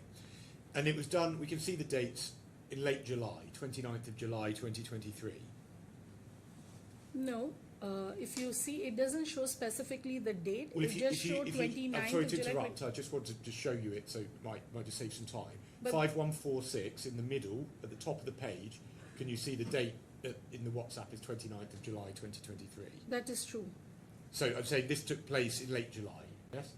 Whereas, Sorry, if in the middle of the three on page 5146, just under the green bar, okay, yeah. so you accept this is when this mystery shopper this mystery shopper test was undertaken? No, because this report came to me only in the month of October. Well, I'm just curious, October, how can November, you I think. possibly disagree with that? You can see that the I seen the date. I'm not disagreeing with the date. So- I'm seeing 29 July 2023. The entire report came to me in the after we took over in the month of October and November. So the mystery shopper test, though, was undertaken in late July 2023. That's obvious from the message, isn't it? I don't think, because it doesn't mention anywhere that when the mystery shopping was done. I was curious.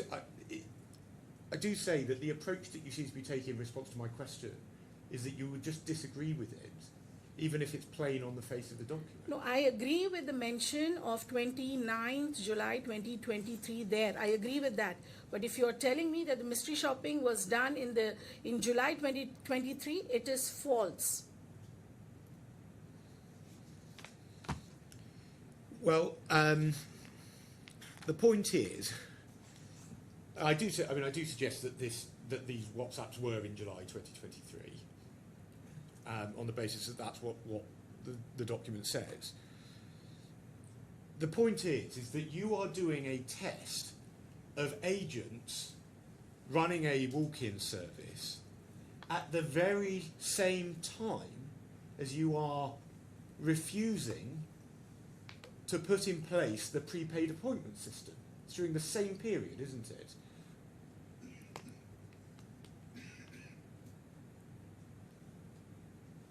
Could you repeat your question? Well, we saw the email chain between you and Mr. Suleiman before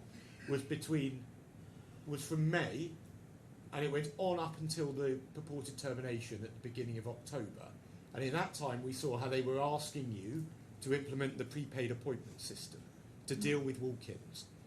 In the middle of this period, while you're not introducing the prepaid appointment system, BLS is instead undertaking a mystery shopper exercise to try to show that walk-in appointments are being used. That's what's going on, isn't it? Online payment is a different matter altogether, and which involves, as I mentioned, a comprehensive process. It doesn't get implemented immediately. It is a process. This particular thing is a mystery shopping activity, which I understand would have been done at a later stage. The report which I got somewhere in the month of October, November, and that's what this is. So you cannot correlate two topics which is in a complete different level altogether. This is a mystery shopping activity. So the simple point is that there was a deliberate decision by BLS not to take the steps that Access was asking it to solve the problem, and then you used that period of time to try and get information that you would then use as an excuse to try and terminate the contract. Isn't that right? Not at all. Not at all. I'm sorry, but not at all. Now, the final point on Leal, I'll just show you it in the defence at page 141, just so you know what I'm talking about. Sorry, I do want to ask one other question on this. If the issue with Leal had been a genuine, the one that I just showed you from the WhatsApp, had been a genuine issue, you knew about that on the 29th of July, so the obvious thing to do would have been to raise it with the claimants and ask them to solve it. Isn't that right? As I mentioned, I came to know about this when we took over the operations in the month of October and November. But BLS had I did already not- BLS had already undertaken a mystery shopper exercise in July 2023, because otherwise how would those WhatsApps in July 2023 exist? I cannot answer that because I am not the recipient of that WhatsApp message. For me, the mystery audit shopping was done somewhere in the month of October, November, and not a mystery shopping. This was actually an information which was passed on to me. That's what the entire report says. And these are scripts. If you see, these are pages, and I'm not anywhere in part of this entire communication with regard to the WhatsApp messages. Well, So I cannot comment it, but I'm very sure it did not happen in 2023 Mystery shopper of July. Mystery shopper is not my term, is it? It's the term in the report. Yes, it is mystery shopping. That's what the report says. So I suggest the fact that it wasn't brought to my client's attention show that this wasn't actually an issue that BLS genuinely concerned about. You're just trying to come up with an excuse for a termination. No, I disagree with it because I already stated, this is my third time I'm stating, that I received this report in the month of October and November. So let's go back to the defence 141 then, please. And this is paragraph 52.6. I just want to show you what your case is in relation to layout. That at least one agency in Riyadh operating as layout was being managed by a member of staff operating the VAC. Senior staff aware. Now, you haven't provided detail about this beyond that assertion, have you? Beyond what detail? The report is there, which is what it was. It was a finding which was shared to me, and this was communicated or given for this matter. Okay, well, if we go back to the report, if you'd like to see it, that's at 5145.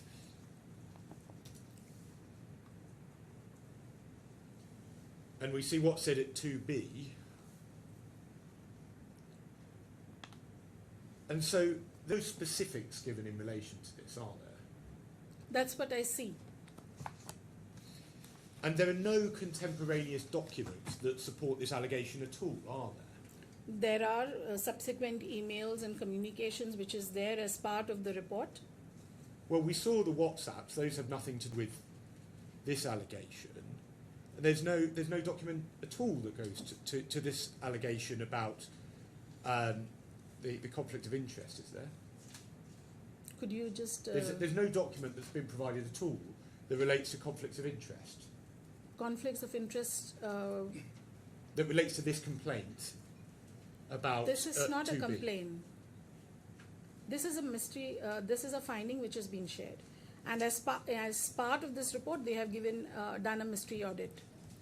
So let's look at 469 of the main bundle, please. Just before you leave this, Sorry. can you help me? I'm a bit puzzled about 5145 and 5146. Sorry, I'm about a bit puzzled about 5145 and 6. yes. I take your point if you look at the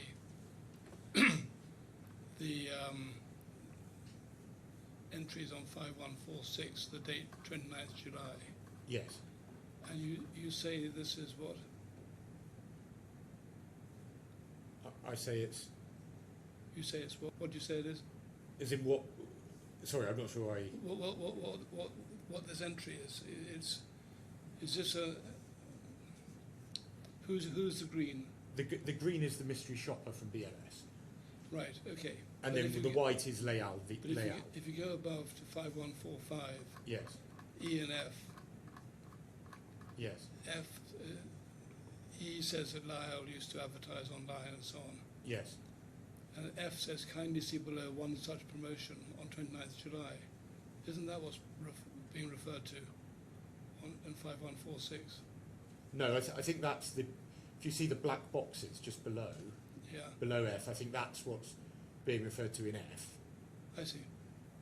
Okay, And then G is to verify and validate a mystery shopper request was done. okay. A request was sent to the mentioned number. I follow. Then, yeah, Thank you. thanks. Now, so sorry, if we could go back to the trial bundle 469.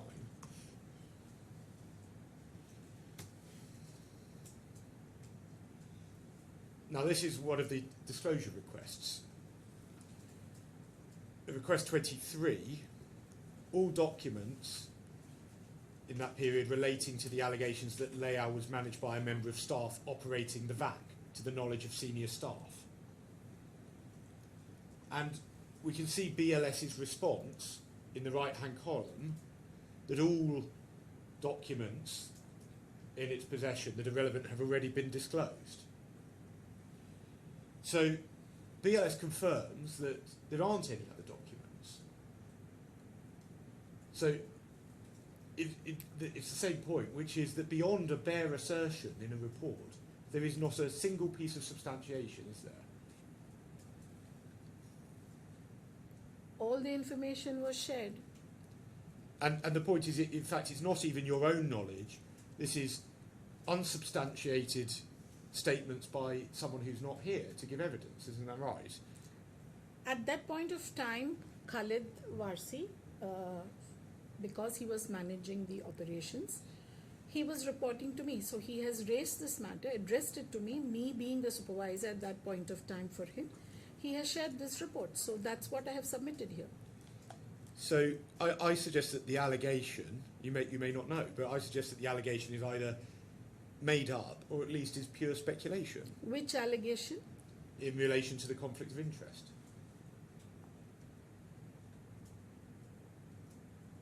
It's an allegation is what you say about?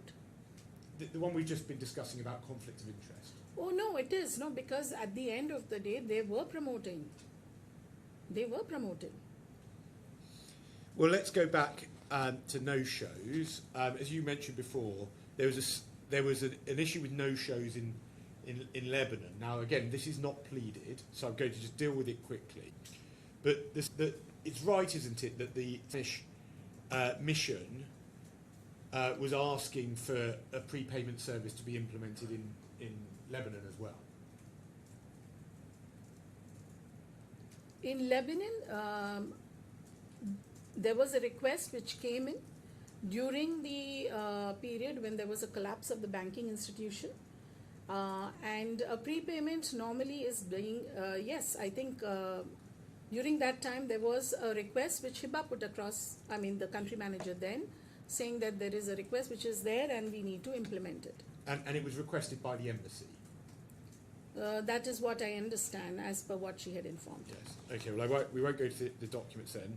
But it's also right, isn't it, that there was massive, that they didn't just want it, in fact, similarly, they were putting pressure on Access, the mission were putting pressure on Access to implement it, isn't that right? I don't think there was any pressure, because if there was a pressure when subsequently we suggested it, the embassy refused. So I don't think there is any pressure from the embassy in this context. Well, if we go to 3087 of the main bundle, please.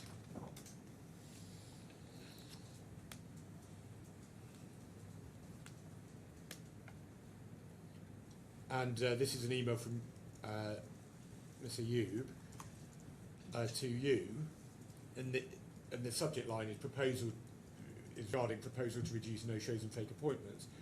She says, we request to have a call this week as we're having massive pressure from Spain mission and we don't have any answers to give them, especially that we do not have any update to share with them since October.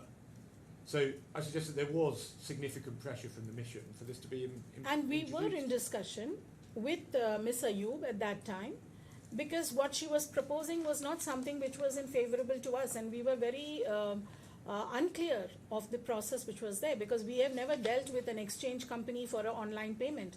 It's normally banks who we deal with. So the entire process was being questioned, and you can see my multiple communication back and forth, seeking clarification one after the other, because when we say that the banking institution has collapsed in Lebanon, you are coming up with a proposition for an online payment with an exchange agency for which a Western Union, how authorized are they? They are not even approved, and plus we're talking about data protection. Applicants' data will be there with them. How do we cover ourselves on that front with a third party? There is a procedure for all these things. As I keep on saying, it's a very comprehensive process. It's not simple as the way it is stated. The the situation is that you didn't introduce it, though. We didn't, because I was still not convinced with the proposal. And so you can't blame Access for that, can you? We didn't blame Access for this. And then, it's just one question, just for clarity. You referred we saw this before, obviously if you want to see it again, you can. In your witness statement, Ms. Buparada, you said, had advised against implementation Yes, at that time. yes. How does that tally with these emails which show that Ms. Buparada was in the embassy, right? Yes. So we're seeing that actually the embassy was putting Access under very significant pressure to introduce this. How can right that Ms. Buparada at the time was advising against this when we're seeing that the embassy was in fact putting pressure on Access to introduce See, it? putting pressure, there is no trail email where embassy is copied.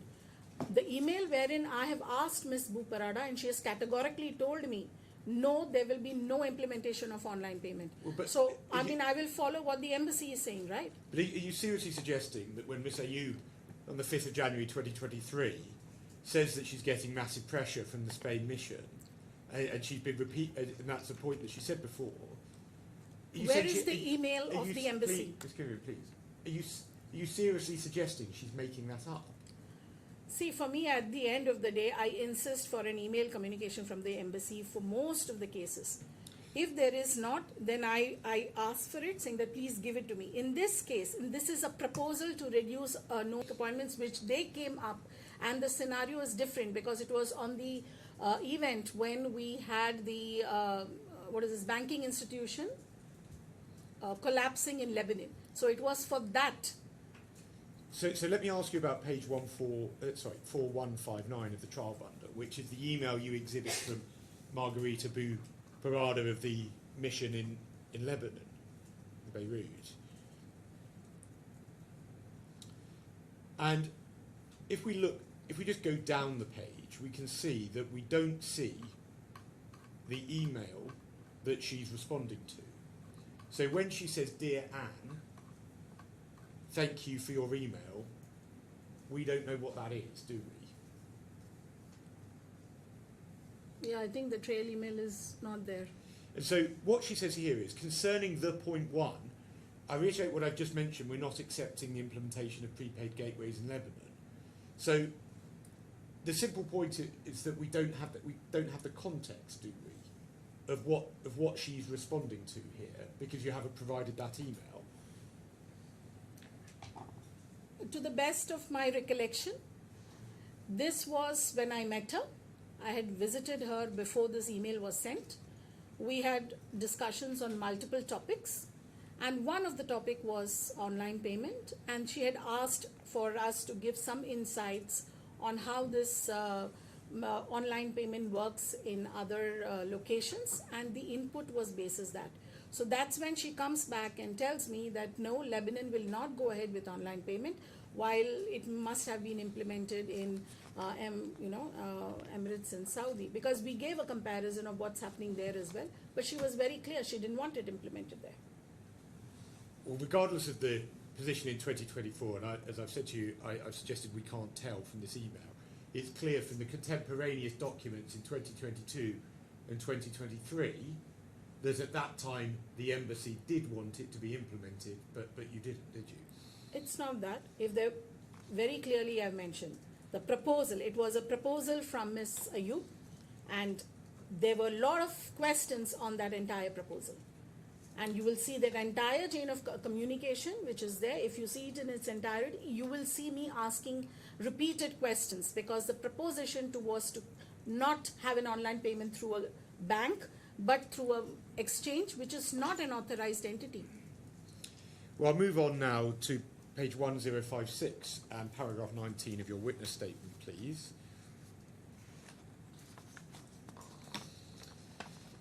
And in paragraph 19, you refer to staff offering highly discounted prices against true price on the website. And then at paragraph 20 in the second line, you say you never got to the bottom of it. So this is another example of a speculative assertion being made against my clients. Isn't that right? No, because these were, after we took over, there were customers who came to the center with, asking for the service, asking for these kind of arrangements, and we were not even aware of it. Are you just referring to the allegation that Mr. Tiara makes in his witness evidence? I'm sorry, I can't. Okay, well, correct if that you're not aware, don't worry. But I do want to ask, Mr. Tiara was there on the ground at the time, wasn't he? Yes, I presume, yes, he was there. And I went through it with him the other day. He goes into detail about various complaints he makes about my clients, and in fact he deals with an allegation in relation to pricing and payment of sums, but he doesn't make the allegation that you make in paragraph 19, does he? I don't know what he has made there, so I can't comment on that. Well, I suggest the reason why Mr. Tiara doesn't make mention of it is because there's no substance to it, is there? I don't know the reasons why he did not make whatever he had to make, but I'm very clear on my statement. So if we go to 5148, please, this is what you've referred to in your statement, and this is page 3 of the same document, and I've already asked you questions about the purposes of the document and its reliability, so I won't repeat that. But you make this point at sub E. You say that only 238 mobile bio applications were submitted. Well, sorry, you don't say that. The author, Mr. Varsi, says only 238 mobile bio applications were submitted in the system. And there is no evidence at all given and no substantiation given for stating that there were other applications that were wrongly reported, is there? There were findings that home collection service was taken but billed as premium launch services. Well, they weren't your findings because you said you didn't write this report. Yes, Correct. that is true. And then we haven't seen any documentation or anything to support this, have we? Again, it's just another bare assertion. No, it is not, because there is an evidence, right, wherein applicants have come in, the agencies of customers have come in saying that we've had this arrangement, but when we look at it, the cost which is there, and we look at the reference number, then there is a complete discrepancy. But all that we see at E is, the only point that's made is that there were 238 mobile bio applications submitted Yes, in the he's just system. making a statement saying that from 1st April to 30th of September there was only 238 applications. Yeah, so this shows nothing, does it? No, but you can't take one statement in silo and conclude that. No, it's the entire report which is there has to be considered. Well, the other point made is at F. So there's a reference to our applications were reported in the system as premium lounge. And refers to the aged approaching us on 16th of October 2023. Again, there is no evidence that these entries were in fact mobile bio applications at all, are there? That's what we are saying, that these were the information gathered by the representatives of those agency visiting, giving their reference number when we system. The service which is where it is booked in, it is a premium launch and not a home collection, and that's what we are trying to say. Well, there's absolutely nothing, no evidence in support of that, is there? What is required? We have put in a fact there is a wrong reporting which has been done by the team which was then on ground. Well, if we go to page 470 of the trial bundle, please.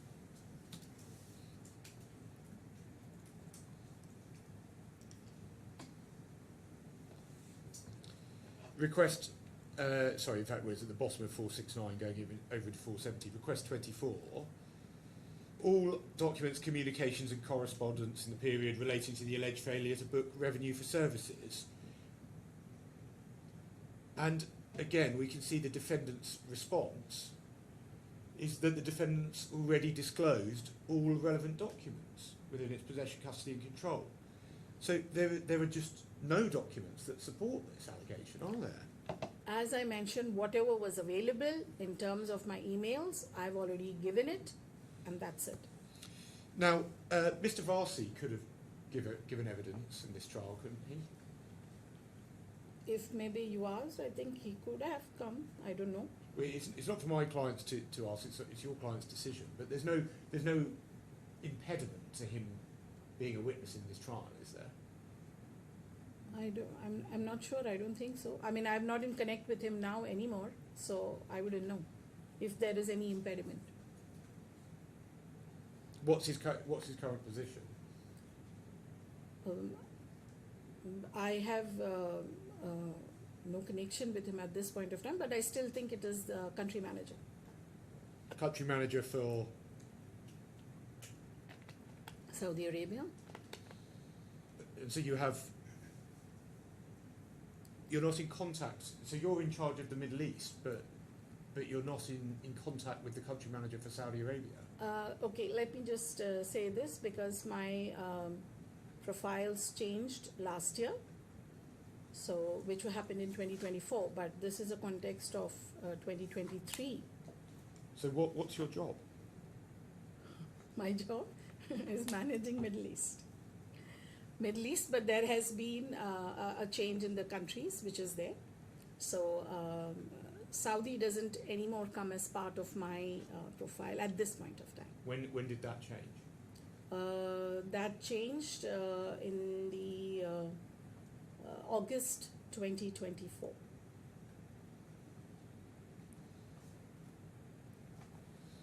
Now, having gone through all of these, I do just want to put this to you, that I'd suggest that all of these allegations are all just ill-founded attempts to try to throw mud at my client, because BLS, in fact, was desperate to just get rid of them at any cost. That may be your perception. Is it right? I don't think so. Now, we saw Mr. Sahu's email at 3607,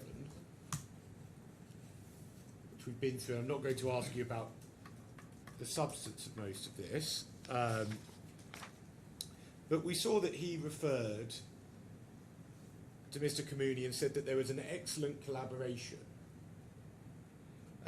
Do you believe that statement was correct at the time it was made? I shared a very good relation with Mr. Makal, I will say that. But it doesn't mean that I didn't have issues. So, was it an excellent collaboration? I think it was, yes, fairly good collaboration, because I said it's a good relationship that I shared with him. But I did have issues. Well, if we go to supplemental bundle 79, please.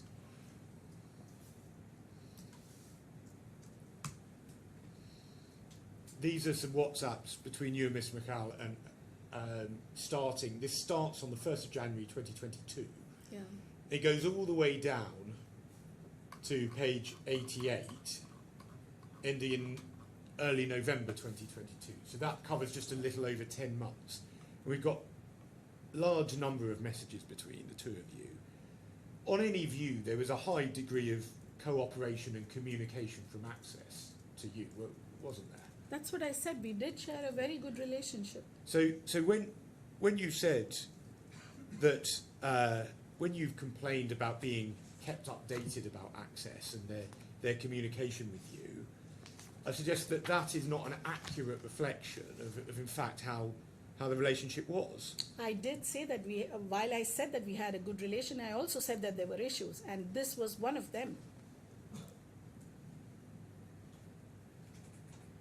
Well, this wasn't an issue. This was the relationship working well. No, it was an issue, and I think I have raised it up in many an occasion with Mr. Makal. Well, that wasn't mentioned in the termination letter, was it? Lack of communication. I am not. Well, if you want to see it, Yeah. it's at 3904.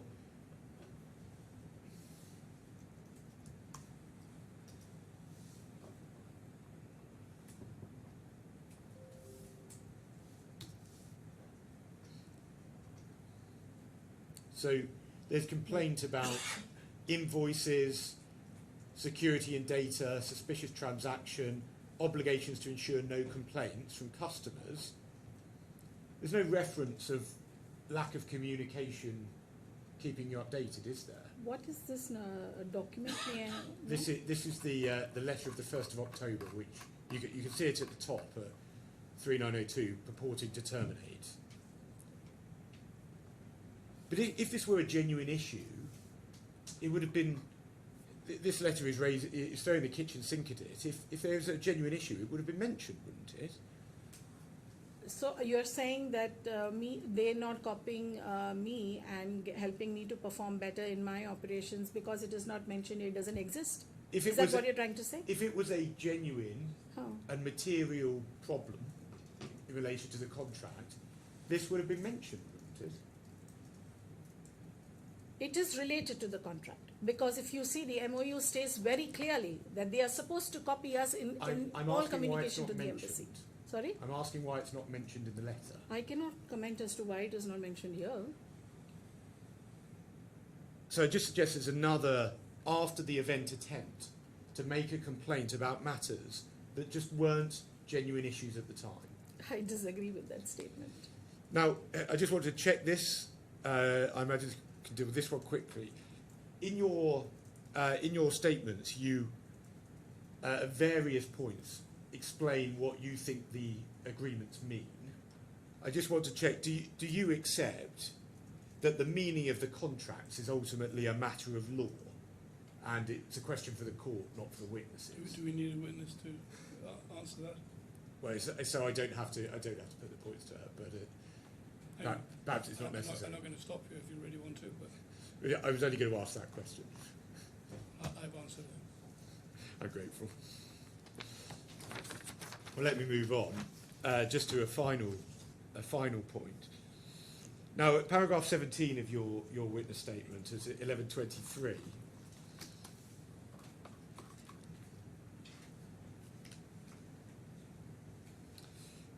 You say, sorry, I think I missed. Yes, paragraph 17.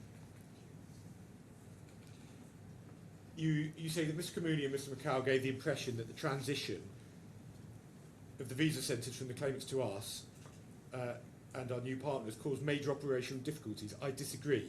There were no major operational issues because otherwise the embassies would have complained. So can we go to 4117, please?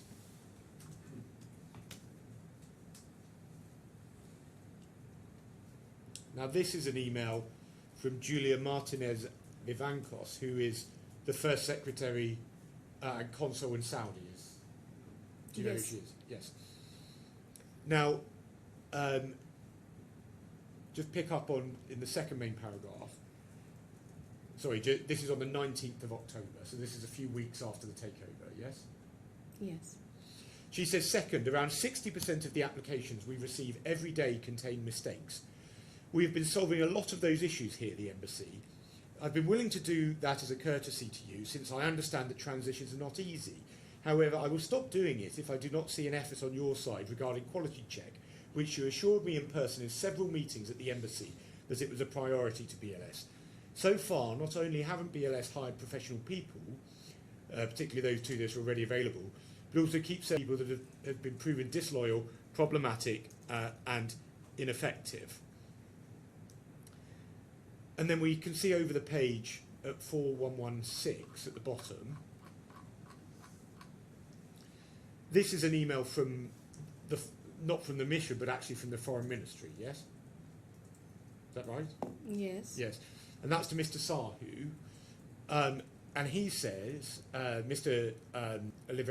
Oliveros Torres says, would you please send a clear message to Mr. Kalwant to straighten things up as soon as possible? New well-trained staff is as important as reducing mistakes in the applications. The embassy is doing extra efforts supporting tasks that are on BLS side. So, where you've said in your statement that there were no major operational issues because otherwise the embassies would have complained, having now seen these emails again, that's not an accurate piece of evidence, is it? There were about, as you can see, yes, the embassy had certain concerns in terms of certain applications which were being delivered to them, which was not accurate, but there were applications and the entire process was being followed. It doesn't mean that application error has happened only because of this incident. Application error happens throughout. It happens every time. Because these are human errors which can happen. But per se, there's no breakdown, which the embassy did not complain about. The transition was complete seamlessly. There were application, which is a human error, which is there, which is being corrected. Yes, and I agree that the embassy raised this as a concern. So do you accept that the embassy, and in fact the foreign MOFA, that they both complained?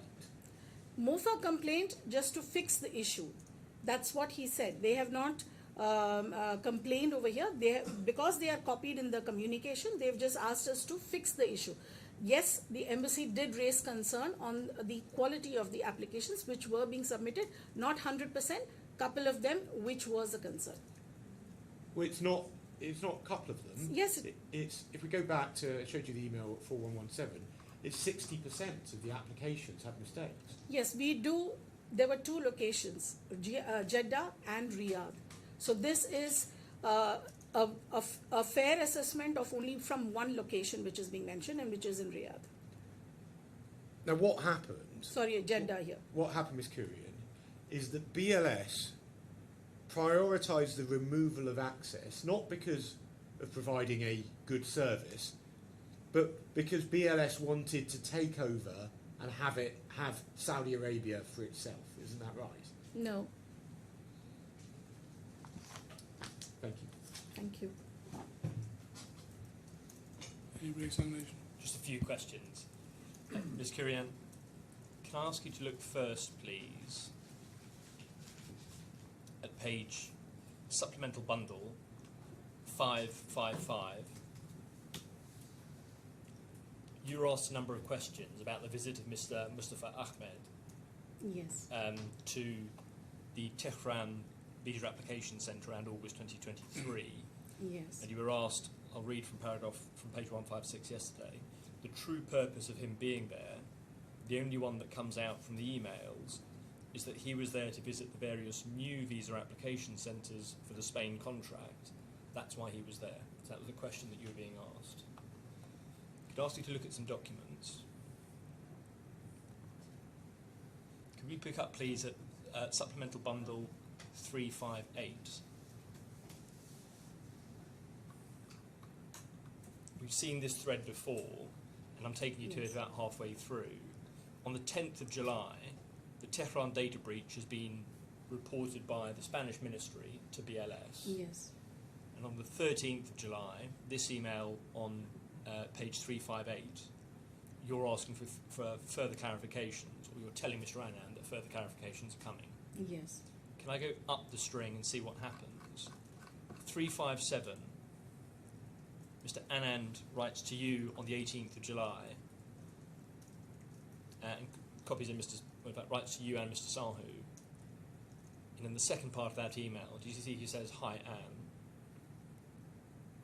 Yes, he says, "Hi, Anne. I have mentioned it to be the 31st of July for the final report, so please have the final actions taken, including the investigation done, included in the final report." I'll keep going up and then I'll ask you a question. Your response at the bottom of page 356, you say, "Okay, Prem, sharing the updated interim report on the 17th of July." Yes. And then over the page you say, "Once the audit is done, we can include the same as the final report as requested." And then if we go to 6, Mr. Batnagar, who is the head PMO operations, writes, "Hi Anne, please be informed that we need to submit our final report to MOFA today and would request that you kindly share the same urgently." Yes. What's being discussed in those emails? This is actually the breach which had happened, a data breach which had happened in Iran, and we were kept out of this entire episode when this happened, and I was just trying to put everything together to present it to the management in terms of what was the whole issue, that's the entire communication which has been, because the management had asked me for a detailed report and I didn't have it readily with me at that point of time. So I was just gathering information, and I also suggested that we should be doing a mystery audit. In fact, a mystery audit suggestion came from there saying that yes, the audit will also be done. Can I continue up to 355? Your response, Mr. Bhatnagar, is, "Hi Gaurav, the identification of an external audit for this location is not finalised." And then in the next paragraphs, attempts to find an auditor from the UAE was not fruitful. And then going back up to 354, you say again to Mr. Bhatnagar, "Just to update, the earlier identified auditor has helped in giving us another reference who can assist us for the audit." And then at 353, which comes towards the end of this string, Mr. Anand says, "I think it's better you share what they need to do." What's the reference to audit in these emails? What is that about? We were wanting an external auditor to visit Iran to do a comprehensive center audit, So that takes so us that up, we can submit it to the MOFA. that takes us up to the beginning of August. Could we then look, please, at supplemental bundle 389?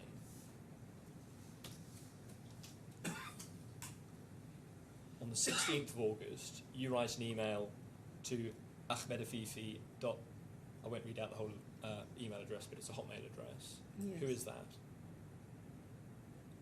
Sorry, could you repeat? Who is the person that you're emailing in this? Ahmed Mustafa. And you're sending him, "Please find the audit sheet as discussed." Yes. And the attachments we see at the top of that page are VAC compliance checklist.xls and Yes. audit parameters OPS. What Yes. are those documents? Those are the center parameters. When a person will visit the center, all these have to be the parameters which has to be checked. And then finally, could we go to SB 510? On the 20th of August, Mr. Ahmed writes back to you, subject matter audit findings, Tehran BAC, 20th of August 3. "Hope you're doing well. As a result of the audit conducted to the Tehran visa application centre on the 20th of August 2023, kindly find attached audit parameters sheet, VAC compliance checklist, and the pictures captured in the VAC." What's he sending you here? Here he's sending me the results of the audit he had done, along with certain pictures.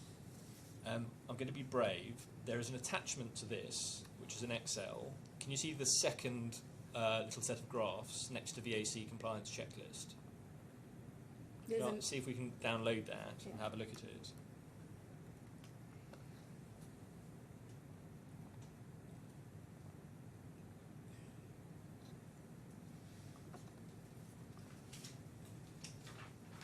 So it should be a document called 2023.08.20.c.xls. yes, Could we try and open that and see what it is? yes, it's open. It's open. Does you want to have that open? No. Perhaps you can print it out over lunch, James, and get a copy. I may have I've got it. I did have it for a second. Print it out. If I ask the witness questions, then perhaps over the lunch, James, you get Yeah. copies, or your Honour can see it. So this is an Excel spreadsheet that has at the top VAC checklist on basic compliances, and it has various subheadings. Could you just explain what's underneath the heading VAC compliance features? What are the issues that the auditor is looking at? These were the basic certain policies which the organization had set, which we expect both BLS as well as partner locations to follow. Few essentials which should be there in the center, which every center has to have. And which part of this Excel did Mr. Ahmed fill in? It would be all the three with his comments. Sorry, what do you mean by that? Can you The perhaps column C, the column C, E, and F. Okay, thank you. I don't have any more questions. Did you want to have any questions? No, I don't. Thank you. Well, thank you very much. That's you finished your evidence, and you're free to go now. Thank you. Thank you, Your Excellency.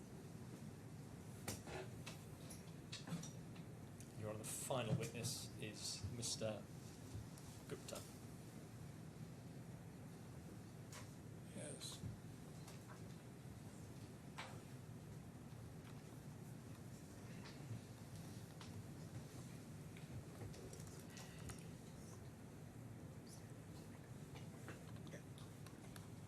Please, can you confirm whether you prefer to swear on oath or by affirming? Can you please confirm your name and occupation for the court's record? My name is Deepak Gupta. I'm Finance Manager for BLS International. Please repeat after me. I affirm I affirm that I will say nothing I will say nothing but the truth. but the truth. Thank you. Thank you. Yes. Ms. Gupta, we're going to bring up some documents on screen. Could we start, please, with page 1062 of the main bundle? Do you recognise this as your first witness statement in these proceedings? That's correct. And could we go to page 1070? Yeah, Is that your signature? that's correct. Could I ask you to speak up a bit? There are microphones, but they don't amplify. Sure. So, is that your signature? That's correct. Page 1127. Do you recognise that as your second witness statement? Yes. Page 1030. Is that your check?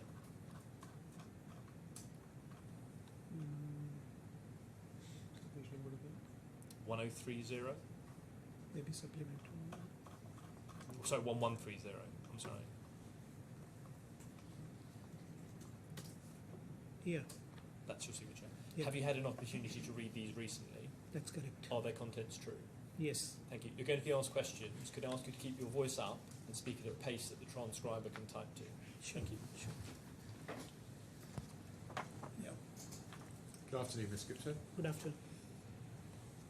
Now, Ms. Gupta, you are the finance manager of the Middle East for BLS, is that right? That's correct. And where are you based? Do you work out of Dubai? I'm based in Dubai. And who do you report to? I report to Dheeraj Sharma. He is the DGM Finance in India. And if I could just try and work out sort of how it fits into the chain of command, if you Yeah. like, because we've seen lots of different witnesses. So, Mr. Sharma, is that your boss? Yes. Who does he report to? He reports to CFO of the company, Right, and then they report.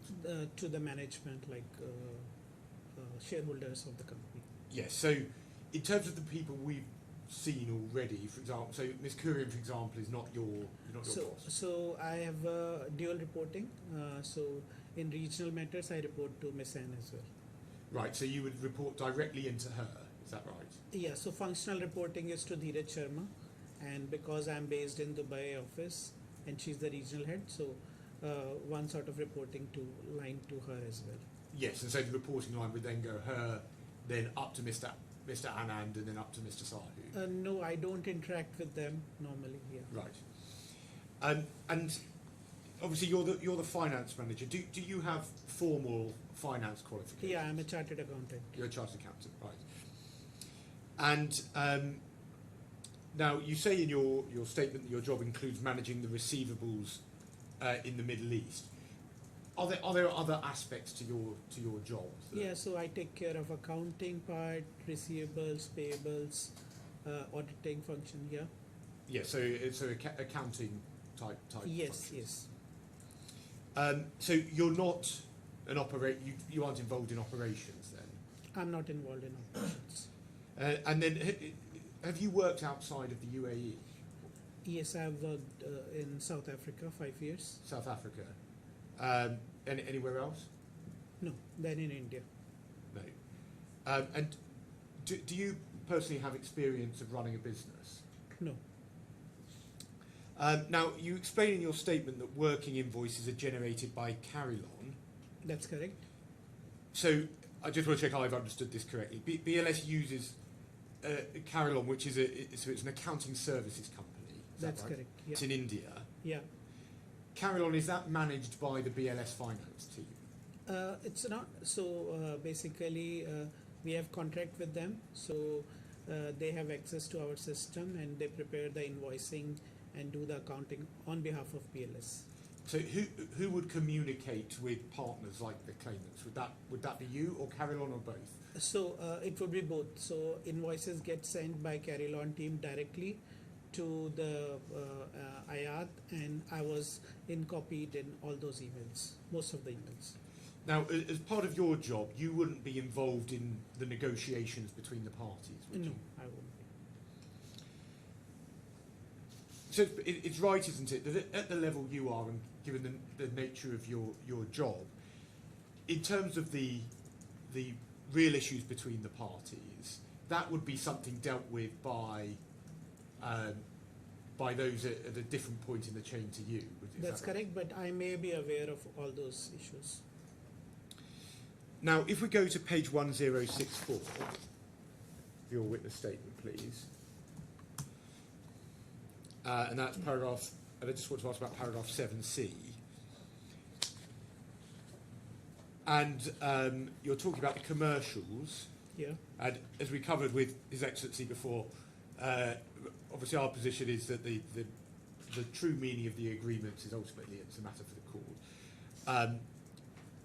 But what you refer to here, you say out of the visa service fee, the claimant was to remit a fixed amount to BLS, and then you refer to the example of KSA, and you say, well, the sum was subsequently changed from €3 to 4.5 euros when the applicable service fee increased from 15.45 euros to 16.90. That's correct. Now, it's common ground, according to my learned friends, to BLS's barrister's defence, that the commercials were the same and didn't change. So I don't propose to ask you further about this, but I do just want to pick up one further aspect of it, which is at page 1128, and your in paragraph 3.3 of your second statement, please. Yeah, So you refer to dealing with Miss Ayat, and that is Ayat Taleb. that's correct. And she was the claimant's group accountant, is that Yes. Yeah. right? And you're talking about whether she disagreed with your with the application of the €1.45 additional amount. Yes. Now, you're aware, aren't you, that the evidence from the claimants is that the overcharge was discovered on an audit? That's what they said. Now, you weren't part of that audit process, were No, you? I won't be. Yeah. So you're not in a position to comment on what was in fact done in that audit, are you? No, I won't be able to. And it's right, isn't it, that the point of an audit is to go back, review the position, sort of do a deep dive, if you like, and check that everything was done accurately. Yeah, that's what the audit says. So it's not surprising if an audit catches something that the day-to-day finance team hasn't caught, is it? It's normal sometimes, but in this case it was not, because Ayat used to review the files every time and she used to highlight to us what cost needs to be adjusted from the invoices. So this is highly unlikely that they picked up this only during the audit. But as you accepted before, the accountants aren't the people dealing with the terms, are they? Yeah, So it's not surprising that when an organisation does the deep dive audit to go back and look at everything and whether it's correct and justified, that an issue like this would be discovered. So normally in audit, they pick up the issues like accounting issue, like if it's if they have to make a provision or something like that, that kind of issues they pick up, or whether the proper approvals are there. But this was purely apparent from the invoice working that 1.45 has been increased in the invoice. So this is this I'm 100% sure that Ayat has seen, and she has never questioned it. Yes, but your knowledge is only of IAT, isn't it? Yeah, only of Ayat. Yes. So because it's on her to discuss with her management and inform them about this. Yes, and that's exactly the kind of thing that then might be discovered by the people doing the audit. and they realise that there's an issue. But when it's such a big payment, it's normally even our bosses reviews whatever documents we take them. They don't just blindly. They do checks. Yeah. Well, you accepted before that you can't say what happened as part of that audit process. Yeah, so, yeah, that's so I the- suggest you can't say. I'm just giving my opinion. Yeah. Now, and once a party, now assume for the moment that there was an overpayment. Yeah. As I say, that the defendant accepts the commercials, but just assume that there was an overpayment. Once someone realises that they've overpaid, it's to be expected that they will want that money to be paid back, to get the overpayment back, isn't it? Okay. Yeah. If there is some. Now, in your witness statement at 1068,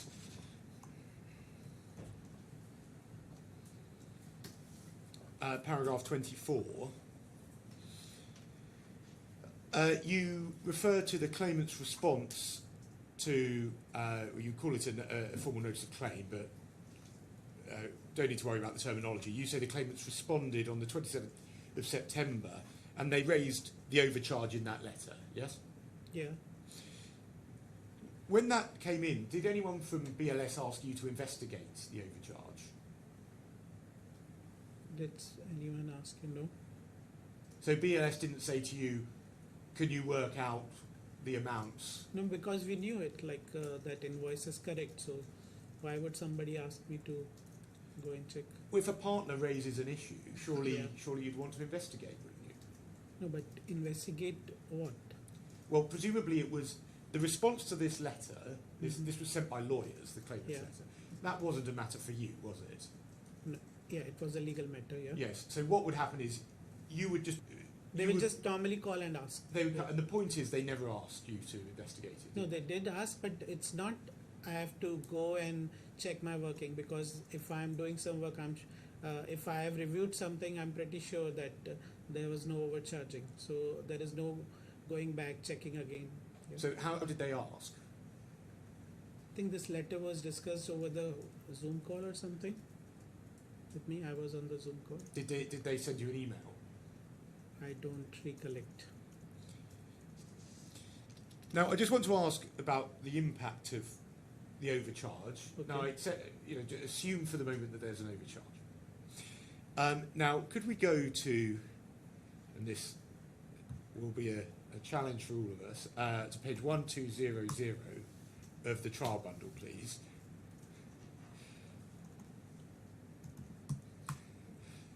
There's another green one. Yes. I'm not even going to try. If anyone wants me to look at any of these, they have to print them out. That's been that. Okay. Well, in which case that may be a good moment to go for lunch if that's what you actually wishes to do. Yes, how long are you going to be with the witness? If we carry on as we've started, I don't think a huge amount of time. Maybe 45 minutes, might be half an hour even. But Right. Well, we'll resume at 2:15. 2:15. Yeah. All rise. Don't talk about the case meanwhile, please.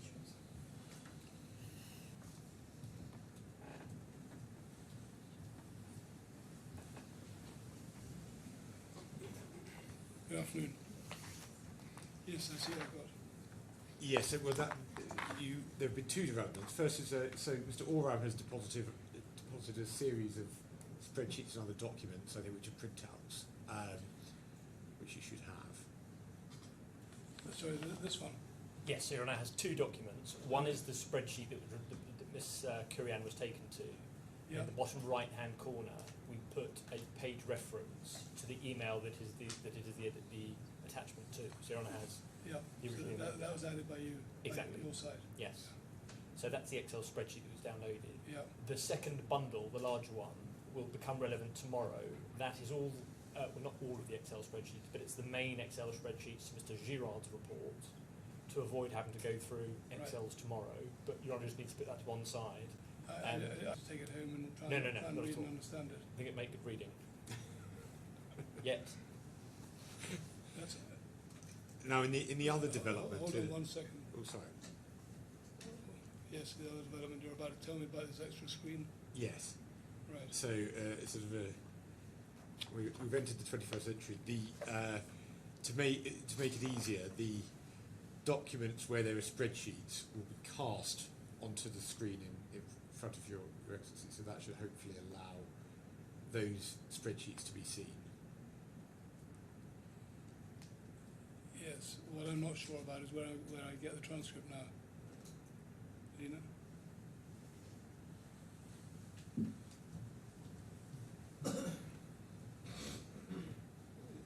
That's not the transcript anymore. Oh, is this the transcript one? Yeah. Okay.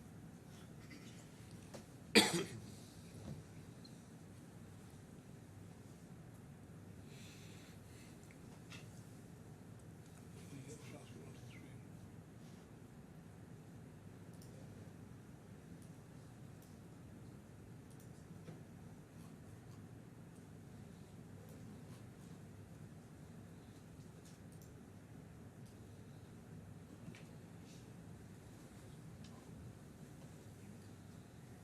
Thanks. I think thanks. Sorry. Not at all.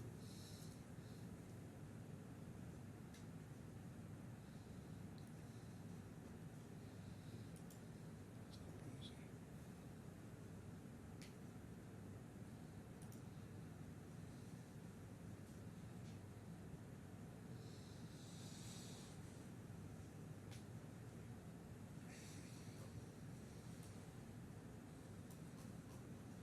Yep. Thank you. Hopefully this may we're work. there. Very good. I think we were one step forward and two back. We may have gone two forward and one back now. So, You never know. Right. Anyway, you carry on. thank you. Good afternoon, Mr. Gibson. You recall we were discussing before the break about overcharges. Yeah. So I wanted to show you this spreadsheet, which is MG1-G, which is an appendix to Mr. Girard's report. Okay. And this is in the Ghana tab. And if you can see in the column overcharge in euros, he's calculated the total overcharge on the basis of the overcharge across the invoices. And this comes to 4,582 euros. Do you see that? I see. Can you go left? I just want to see it. Okay. Yes. Now, if we go to the defence at page 151 of the trial bundle, please. I don't think you don't need to. Now, do you see? So that figure we just saw was 4582. Now, the figure claimed in respect of Ghana at paragraph 71 of the defence in the box is 4133.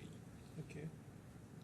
So that figure, it's right, that's based on all invoices, whether or not BLS says that they were due at the purported date of termination. That's correct. So in fact, the amount, even on BLS's case, the amount that would have been due on the 1st of October would have been lower than that. Come again, your question? So the amounts that you set out here, even on BLS's position as to what was payable, BLS accepts that some of that amount was not payable yet on the 1st of October because they were in relation to invoices for the month of September. You mean these 4133 amount? Yes. That was, these are due as on the termination date, I think. Well, I don't think we can obviously deal with this by way of submission. It was just a point. You claim that the sums that you say are due include all the sums for all of September. Yeah. So on the 1st of October, Mm-hmm. on any view, even on BLS's case, the last invoice wouldn't have been due on the 1st of October in relation to the period for, say, the 15th to the 31st of September, would it? I'm really not getting your question. You mean that September invoice would not be due on 1st October? Yes, wouldn't yet be due. Yeah, it will be due in a week's time, yeah. Yeah, so I'll come to talk to you about the precise timing, Mm-hmm. but on any view, some of that amount wouldn't have been due at the purported termination date. Do you accept that? see, if you see that invoice is raised, so whether due date will come after that, that's a different question. But invoice has been raised, so it's according to us when we are serving a notice to someone, we can't say no, 3,000 was due now, 1,000 will be due next week. So I can't split my notice. So I put whatever amount invoices were raised till that day and which was not paid. Yes, I'm just getting it, just a perhaps not a basic point. There's just a simple one, which is out of the total amount that's set out in that defence. I'm not asking about the specifics or the timescales, but on any view, at least some of that, BLS accepts wouldn't have been due and owing on the 1st of October, yet it would only have been afterwards. Yeah. So, in fact, even on BLS's case, the amount would be less than 4133. Yes. Now, we saw the figure before was 4582. Yeah. So, on the basis that the overcharge was 4582, Yeah. if the overcharge is repayable, then there's no money owing for Ghana at all, is there? If, yeah. Yes, if the overcharge is... If it's proved that it's overcharged, yeah. Yes. Now, in terms of the other contracts, I won't ask you about the specific figures, but the amounts that were claimed under the other contracts would also be too high if overcharge was repayable. That must follow, mustn't it? If not too high, like that, if the overcharge is proved, then yeah, obviously that needs to be set off from this. Yes. Now, I accept again, it's not a decision that you've taken or that's for you, but BLS in its defence now accepts that the same financials in fact applied, so that the overcharge wasn't payable. But BLS never sought to rectify this issue with the overcharge at around the time of the termination, did it? But because it was not overcharged according to us. Now, if we go to 1130 of your statement, please, 1130 of the trial bundle, which gets your statement.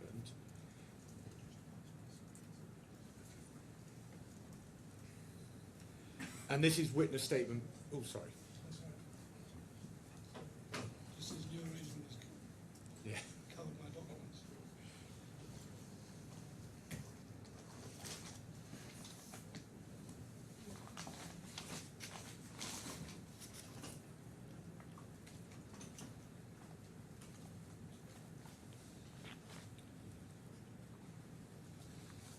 So, 1130 of the main bundle of the witness evidence, paragraph 9. You say that the interest rate of 18%. Sorry, I should check. Does your excellency have? Yeah. Yes. The interest rate of 18% is stated on the invoices and was always agreed. Now, whether or not an 18% interest rate should apply, again, that's not your decision, is it? No, but it was mentioned on the invoice, so basis that it's applicable. Yes, so it's stated on the invoice, correct, but it was never agreed to by the claimants, was it? It was never agreed where, like, the invoice was being sent to them since beginning, and it was always mentioned on the invoice. It was not the first time we have mentioned 18%. But the claimants never paid interest, did they? It's the good gesture from BLS side that we never charged the 18%. So the claimants never paid any interest at all, did because we did not ask for it. they? So they didn't pay it? Yeah, in good faith we did not ask for it.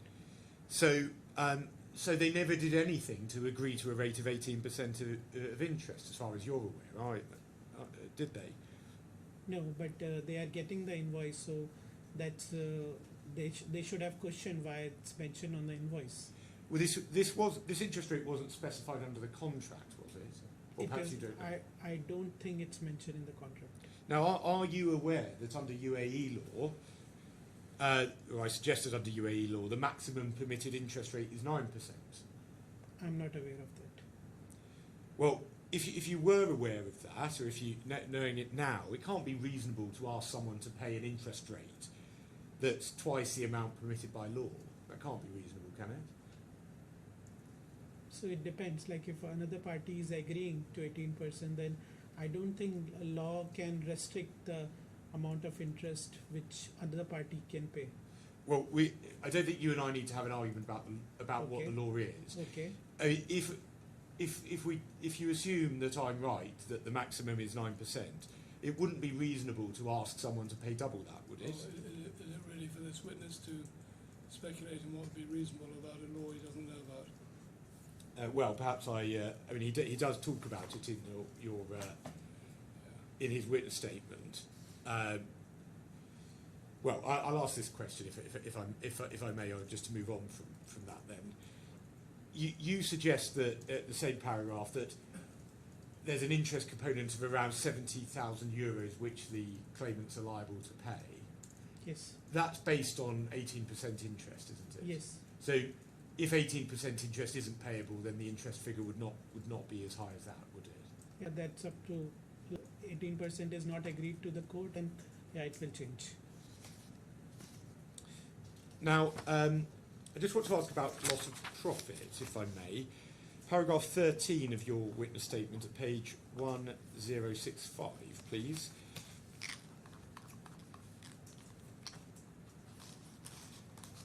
And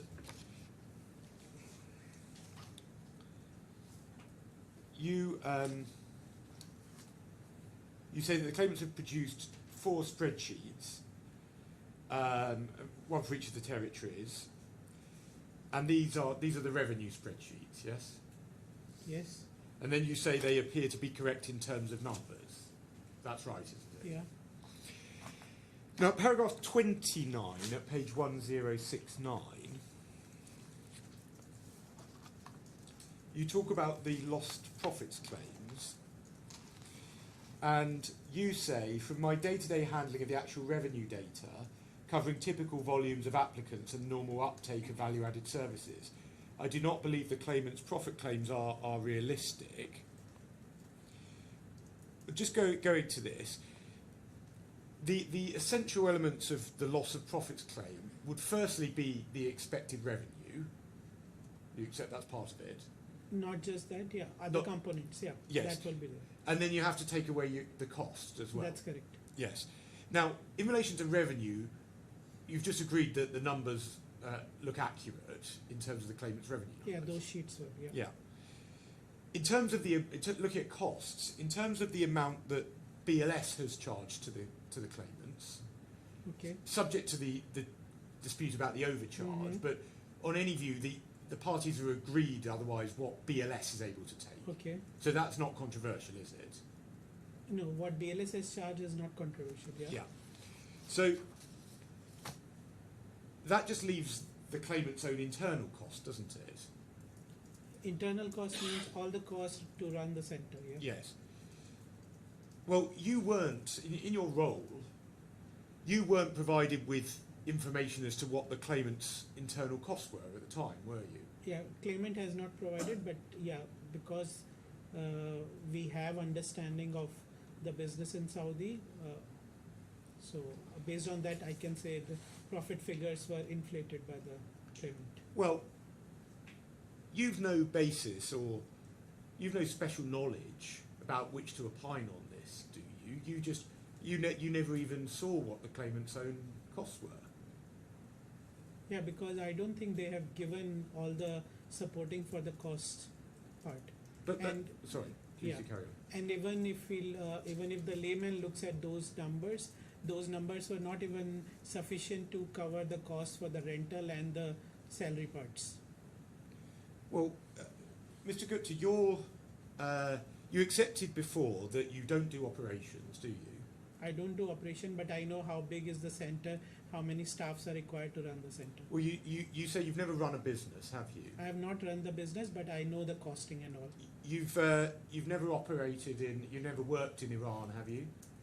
No, I have not worked in Iran. Have you? You've not worked in Lebanon, No, I have not worked in Lebanon. and you've not worked in the other territories either. No, I have not worked. But if you go on internet, they have website which can do the cost comparison of the what is the costing, how much salary, average salary a submission officer or a staff will get. Based on that, you can precisely come to a profit figure which claimant must be earning. So let's be clear. You're a chartered accountant in the UAE, and you say you're in a position to opine on the specific rental costs of a specific building in Tehran. Are you suggesting that? No, so you have to look at the market trend. Like if we can easily, wherever the office is located, you can Google search and how much is the rent in that location, and based on that you can find the costing. Well, do you know the differences between particular streets in Tehran or particular neighbourhoods in Tehran? No, but You can't, I can you? have the address of the claimant's office, so I can easily search the rentals prevailing in that area, and based on that we can find the costing. So I suggest you're in no position to opine on the specifics of a salary or rental in a country that you know nothing about. No, salaries also we know how much is the average salary because of the currency. Dirham and Saudi riyal are more or less, and the purchasing power is 15%. Like taxes, they're a bit higher there, so their salary also we can easily find out. But let's just be clear about what you have and haven't done. Okay. You didn't do this while the claimants were your partners, did you? What I didn't do. You didn't. Were you going on the internet to look up how much their rental costs should be at the time? I don't think I've done. So when have you done this? I've done this when this claim was filed. Then I done my research how much claimant was earning. But this is a subject that. Why are you looking into this? You've got no specialism, have you? No, but if my company is getting some legal notice, it's my responsibility to support company in the way, whatever way I can. So essentially, what you're saying is you cast doubt on the loss of profit claims because you've done a Google search. Is that what it amounts to? Not just to Google search, but even in chartered accountants do the costing part. So I have supported company in analyzing these facts which claimant is putting. I suggest you're in no better position than anybody else to look at these matters, are you? No, I'm not saying I'm better than anyone else, but yeah, I'm competent enough to look into this. And you haven't produced any documents if you've gone and done your research on this. Where are the results of all your searches? You haven't produced any of them, have you? No, documents I have not submitted. Yeah. Do you accept? You're aware, aren't you, that Mr. Girard, he's a chartered financial analyst and certified public accountant. Okay. You're aware that he has gone through and analysed specific invoices and contracts in detail. Do you know that? Yeah, he must have. Okay. Yes. Do you not think that Mr. Girard is in a far better position than you to opine on whether these were costs that were incurred or not? That expert will discuss, I think. So he's better placed than you to do that, isn't he? Oh, so I can't say he's better than me, but yeah, he's a qualified, so he should be, if he is giving the truth what he's commenting in his statement, then yeah, he should be putting the correct picture. But if he's not putting the correct picture, then I'm sorry, I can't comment. Well, you're not suggesting that he isn't putting the correct. No, I'm picture. not saying he's not qualified enough. I'm saying he's qualified enough. But if he's not putting the correct picture to the court, that's not my responsibility. But it's not just about qualifications, though, is it, Mr. Yeah. Gupta? What I'm saying is that he has carried out a detailed and forensic exercise, Okay. and you accept you haven't done that, have you? How can I do, like on claimants' bills and books? How can I carry an exercise? Now, at 1069, at paragraph 30, similar point, you say nothing in the financial record suggested the claimant were achieving or stood to achieve the kind of profits they now present in this case. Now, you've accepted just before that the records and monthly revenue patterns that you saw would tell you nothing about what the costs are, correct? That's correct. So you're only talking about revenue here, yes? Yeah, revenues were correct, and I'm saying inconsistent. So I'm talking about the profitability which they are saying they have lost. It's not correct. Well, you're saying that nothing in the financial records or monthly revenue patterns suggests that the claimants were achieving the kind of profits they now present. Yeah, based on the revenue and estimated cost, it doesn't seem that the profit they are claiming is correct. Well, I mean, I've largely asked you about that. I won't repeat that. But I just want to try and work out perhaps what's going wrong here. Are you thinking of the revenue figures from the claimants during the COVID period? You think because they were much lower then, weren't they? No, I'm not thinking. I have the figures, what revenue they have done. Well, if we go to page 1165, please, of the trial bundle.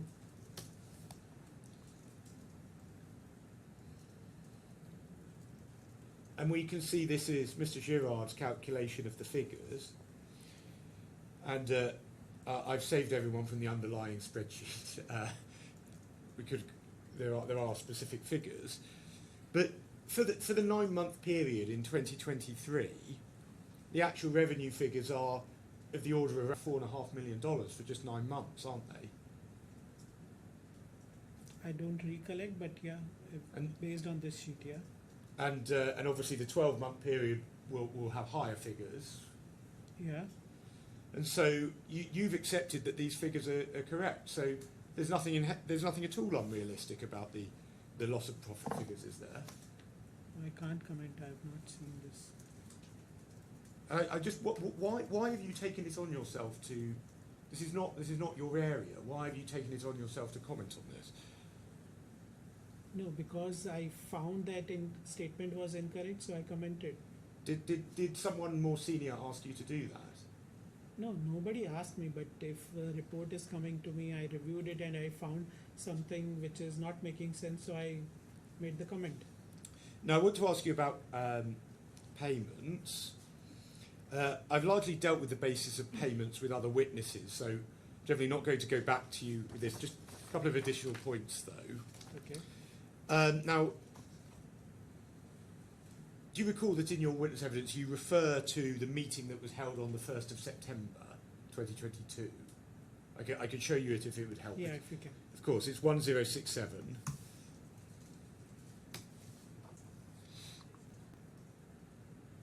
Yeah. The note afterwards where there were some agreed actions, yes? Yes. So if we go to this note at 3075, Mm-hmm. do you have that? Yes. Yes. I have, yeah. So I just wanted to pick up one point on number 3. This was Access Group requested BLS that the payments be made on completion of month. So I just want to be clear about what that means.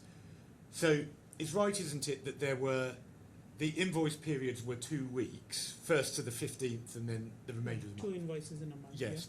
And so what was agreed here was that payments would be made on completion of month, i.e. that for the entire month that you would wait until the end of the month.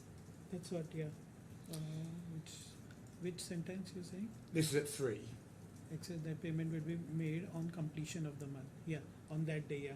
Yes, for the 2 invoices. Yeah, so Yeah.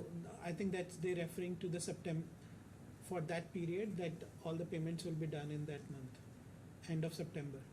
For each month, it's I that. don't think it's carried to further period. It only talks about the payment outstanding as on the date of the meeting.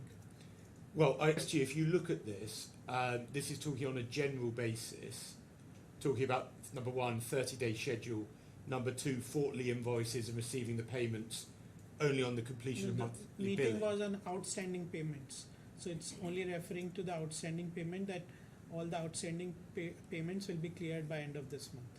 Well, you may not know, but I suggest to you that what 3 is saying is that the payment each month would then be dealt with at the end of the month for both of the 2 invoices. I don't think so. It's referred.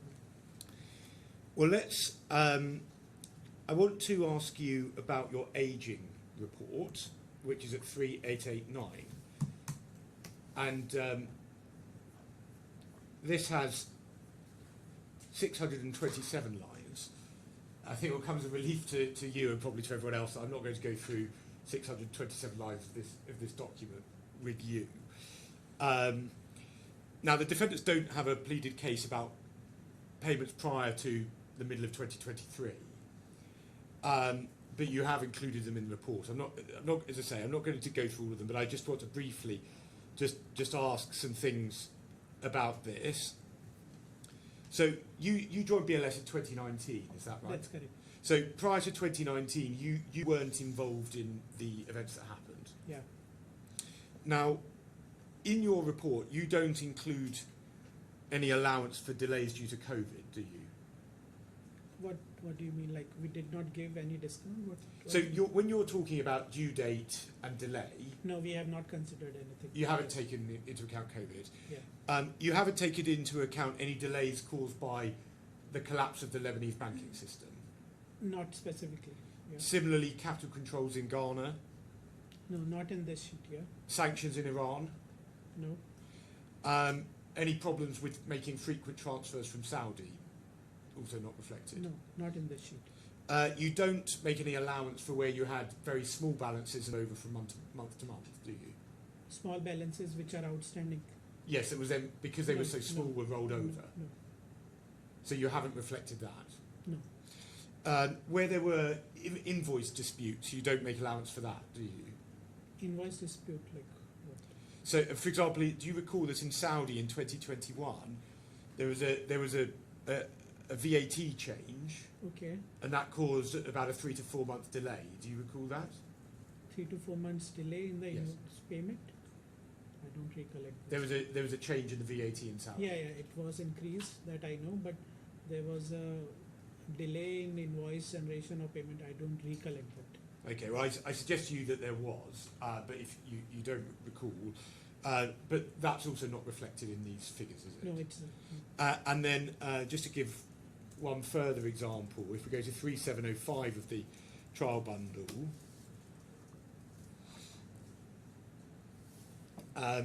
this is from Ms. Taleb, and it refers to an audit that was going on by the tax authorities in Saudi. So she explains here, please be informed that the bill will be delayed to end of Feb tentatively since we are ongoing tax audit. Hence, we're not able to make any international transfer. yeah. And again, you haven't reflected that in your table, have you? No. Now, I just want to ask about, if you want to go back so you can look at it, it's at 3889 again. Just want to ask about the invoice date. Now, on this, perhaps if we pick this up in your statement at 1065, please.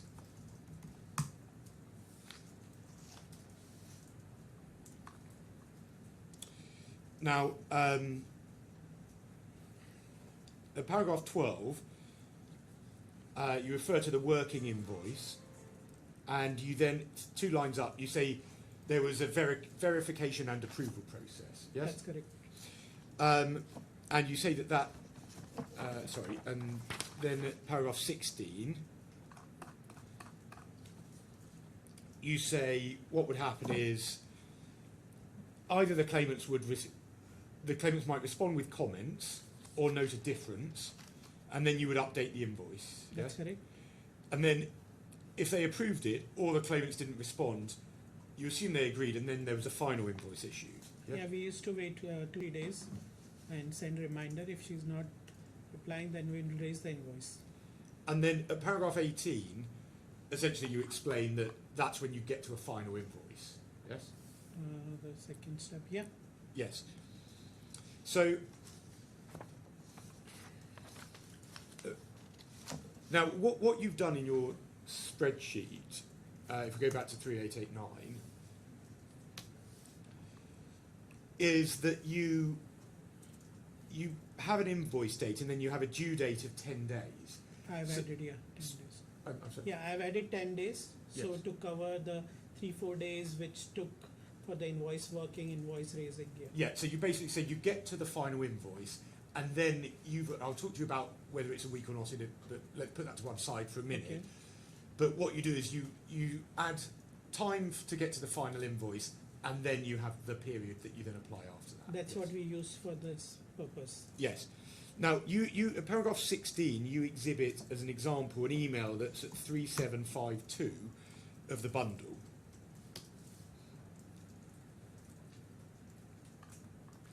And you can see that the gentleman from Carillon at the bottom of the page asks on the 16th of August to confirm the invoices for the 1st to the 15th. And then we can see on the 18th she confirms. So in that case, it's taken 3 days, and then presumably there would have been a final invoice issued True. soon thereafter. But it's right, isn't it, Mr. Gupta, that it often took much longer than 3 days? Maybe 3-4 days, not longer. Well, let's have a look at some, if I may. If we go to supplemental, Because it depends on the time Ayat is taking to reply, and sometimes she's busy, so yes. So if we go to treble 29, and again, I'm not expecting you to remember the dates of every single invoice. I imagine you've got much better things to do with your brain power than that. But at 2229, we can see that AJ Singh, who's from the Finance and Accounts at BLS, 2229 of. sorry, the supplemental. I think one could guarantee there will be the different bundles to the one that you've looked at already. Yeah, Sorry, I will try and remember to. right. So 2229 of the supplemental.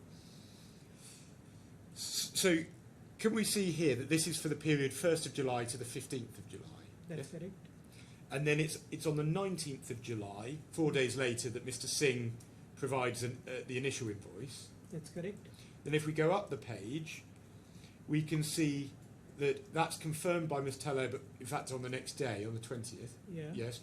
But then the invoice is then only issued on the 2nd of August. Maybe once off case. Sure, but in this case, the invoice was actually issued 18 days after. I'm saying once off case, like there may be some issue. And then if we go to 2238, we'll be in the supplemental still of this.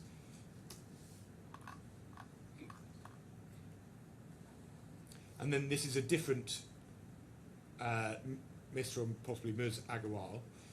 So for Cyprus and Iran, for the period of the 16th to the 30th of September, we can see that invoice is issued on the 10th of October. Do you see that? Yeah, only for Cyprus. Yeah. Yes. And then if we go to 2245, still a supplemental, for Saudi, for the 1st to the 15th of October, the invoice isn't issued until 13 days later. Yeah, because trail mails are not there where the workings were shared. And then if we go to 2249, please, to 2248, we can see that this is sent on the email at the top of 2249 is sent on the 5th of April. And that's an example in relation to the working invoice from the 16th to the 31st of March. Okay. So that's 5 days in that case. Yeah, you see, sometimes there is a delay from the ground team as well. If there are some application deletion and which operation has not done, so we have to wait for them to finish that, then only we can raise the invoice. It's So- not just the sorry. problem with the accounting team or delay from the accounting. It's operation in those countries, maybe there is a delay in application deletion or some vest deletion. So we have to wait till they resolve the issue. Yes, and I should say I'm not criticising the time it took to provide such part of the process. But my point, what I wanted to ask you about is this, is that obviously you've assumed that it's 3 days in your table, but in cases where the invoice took much longer, the actual start date will necessarily need to be longer until that final invoice is In issued. few cases, yeah. And the one that we can see here, now this is if we go to 2487 of the supplemental, please. Sorry, page number. We'll have to just rotate it.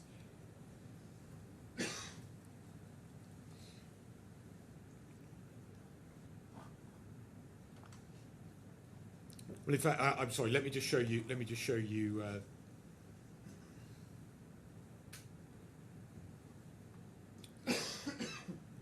Sorry, one moment.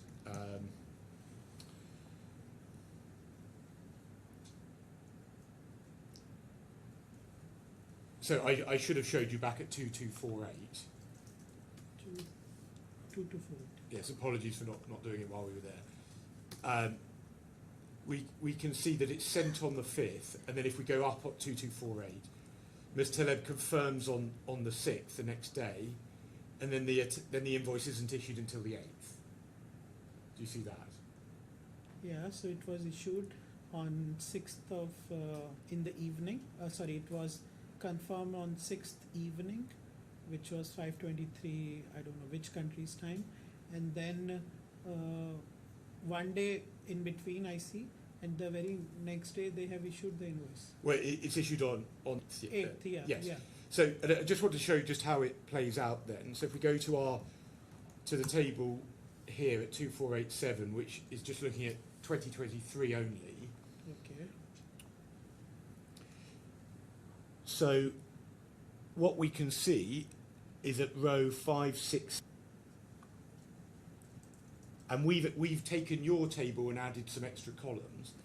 The invoice date you give is the 31st of March, and therefore, because you apply 3 days plus 10, in the next yellow column, due date, you put it as the 10th of April, because you've allowed for 3 days. Okay. But in fact, the invoice wasn't issued until the 8th of April. Okay. So that's an example of where you started it on a date before the invoice in fact was issued. Because you've just assumed it will be 3 days, but in fact it was longer. Okay. So, but I have to validate this data, but it maybe there are a few cases where 5-6 days delays, but normally we try to send the invoice within 3-4 working days. And then if we go to 2254, please, it's still in the supplemental.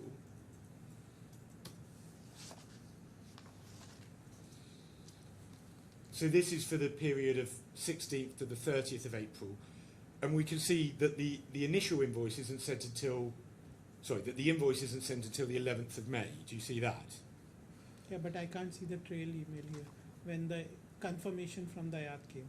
But the point is the final invoice it can't be before the 11th of May. Yeah, it's from here you can see 11th May, but I don't know the reason for the delay. And we can see there's various attachments. Saudi Arabia invoice, Cyprus invoice. Yeah, all the invoices. Lots of them. And then we can then track this back through, if we go back to 2487, please, back to the table that we've prepared, that we've sort of annotated up your version. And we can see that it starts at row 574 through to 578. And you've put the invoice date as the 30th of April. Okay. And then because you've assumed 3 days, as I say, I'm not talking to you about the 7-day period yet, but because you've assumed 3 days, you have a due date of the 10th of May. So that due date is before the invoice was issued. That's right, isn't Correct, it? correct. So in this case, yeah. So I've shown you a sample. So we've updated the table at 2487, setting out the dates of the actual invoices. And so I suggest that your table assumes the date of the invoices, but actually, for a more accurate calculation, you'd need to look at the actual invoice date, which is what we've done in this table. No, so according to me, even though invoice is sent on 3rd or 4th or 5th, but invoice date still remains the end of the previous month. So I will calculate the due date from there only. Well, but that's not what you've done in your table, because you explained before that you said it took 2 to 3 days. Yeah. So you do allow for the gap between initial and final invoice, and you say the period starts only when the final invoice, which is why you've made it 10 days. Yes, I've made it 10 days. So the evidence you just gave to me now, that's contradicting your own table, isn't it? No, how is it contradicting? Can you explain? Because in your table, Yes. you allow time for the invoice to be finalised, and you start the main time period from the date that you've assumed there's a final invoice. Yeah, it's in a good faith I'm giving 3 days extra. But you don't start it, do you, from the date of the end of the period? So time will increase if I take the end of the month start date of the invoice. The time delay in the payment will increase, period will increase. So the point is that you've accepted in your workings that the relevant starting point is the final invoice. Yeah, in good faith. Yes, and so the table we have here, Yeah. in fact, just updates it. We've done the analysis so that it has the actual final invoice date rather than the one you've assumed. So that's more accurate, isn't it? I have to check. I can't comment. Now, in your witness statement at we can go to page 1067 of the main bundle, please.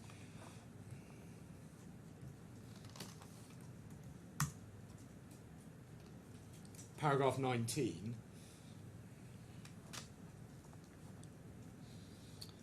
You say that you tolerated payments within approximately 30 days. Yeah. And it's right, isn't it, that approximately 30 days was allowed? Come again. Sorry. Is that BLS did allow approximately 30 days to pay? We did acknowledge, like we allowed till the we had good relationship. Yeah.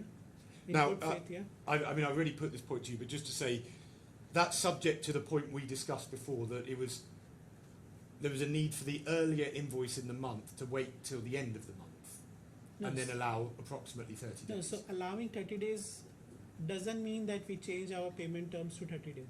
It was just our good gesture that we were allowing 30 days for the payment, but it was never agreed in writing, or it was never approved that we will. And when we burn our bridges, so we have to bring this point in, like this. This was never, payment terms were never met. Well, Mr. Gupta, again, this is not a point for you, is it? This is for a point for the senior people within the business to talk about that. No, why senior people? It's my cash inflow, so I have to I get questioned if the payments are not coming. I'm the one following up for the payment. So, But you wouldn't be the one. You wouldn't be the one negotiating this, would you? No, payment terms I won't negotiate, but I'm the one responsible for follow-ups and updating management when there is delay in the payment. And just to show you supplemental 2217, please, this is an earlier document. This is from Carillon, referring to saying as agreed with management, the invoice should be paid within 30 to 45 days. Do you see that? 1 minute.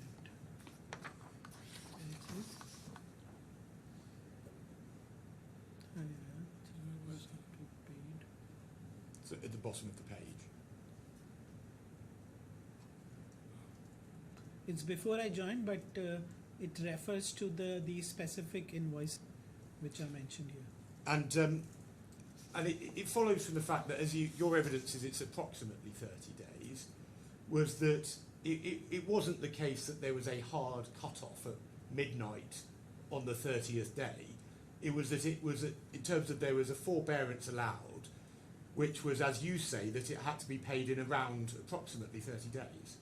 Now see, if I'm allowing something, you can't, if I, instead of 7 days, I allowed 30 days, you can't hold me accountable. Like, if the payment doesn't come in 30 days, I'm not serious about my payment. I'm too serious about my PLAs, which I'm highlighting now. But your own evidence is it's approximately 30 days. No, within 30 days. Well, that's not what your statement says. Your statement that I just showed you said that it was approximately 30 days. Right. Within 30 days. Well, let me just give me one moment. This is at page 1067, paragraph 19. Okay. You say we tolerated payment within approximately 30 days. Within 30 days. Well, you don't say within 30 days. You say within approximately 30 I'm not days. saying within 30 to 35 days. I'm saying within 30 days. Well, I suggest that your evidence means what it means, doesn't it, Mr. Gupta? Yeah, that's what I'm saying. Within approximate 30 days. I'm not going above 30 days.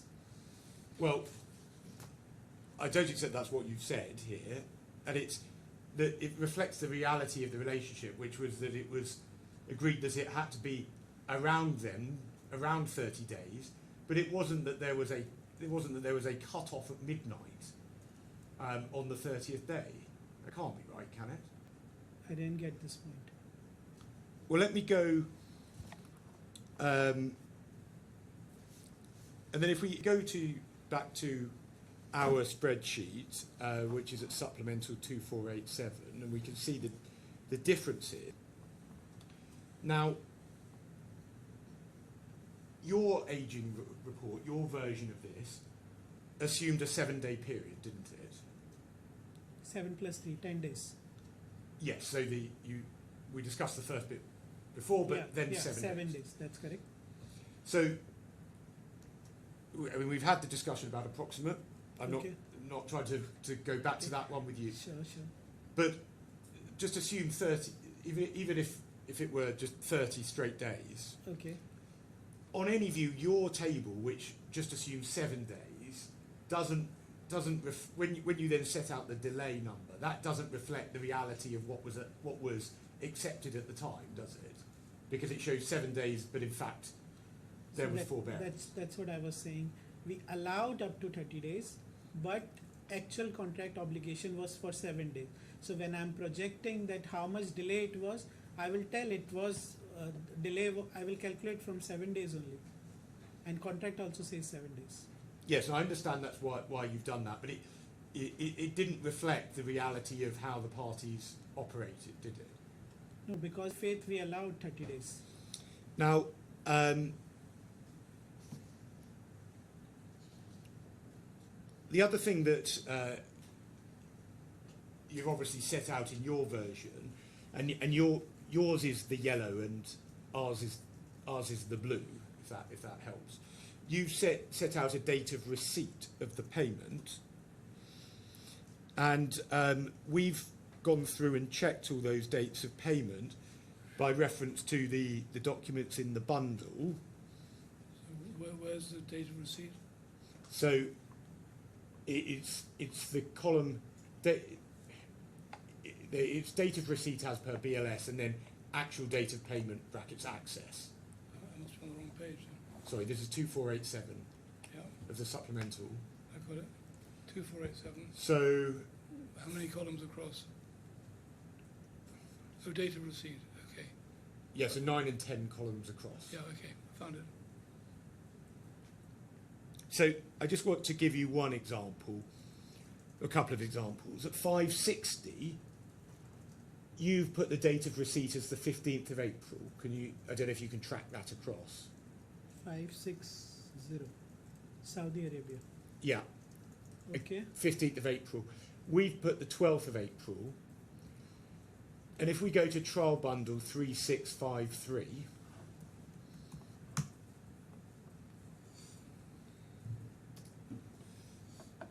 this is an email from Ms. Taleb to you. And POP stands for proof of payment, doesn't it? That's correct. So on the 12th of April, she said, please find the attached proof of payment for Saudi February 2023 payment. So that's an example of where your table, and again, I'm not seeking to criticise you, there are lots of numbers here, but your table doesn't give the actual date of payment, does it? My table says Ayat is saying 12th April, and my table also says I think 12th April.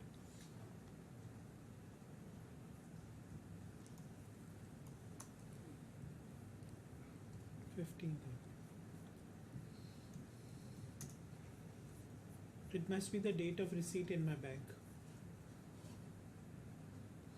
Well, if there was a delay in it coming across, the point was it was about Access needing to pay, and on the 12th they had paid, haven't they? Okay, what we are trying to.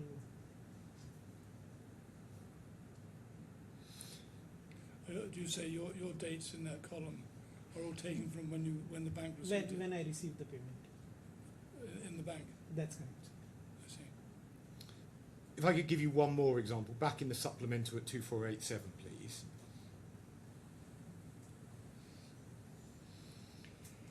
So if we go to line 570, Ghana,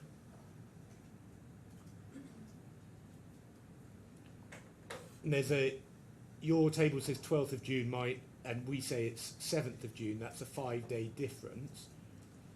And we can see the trial bundle reference is 3650.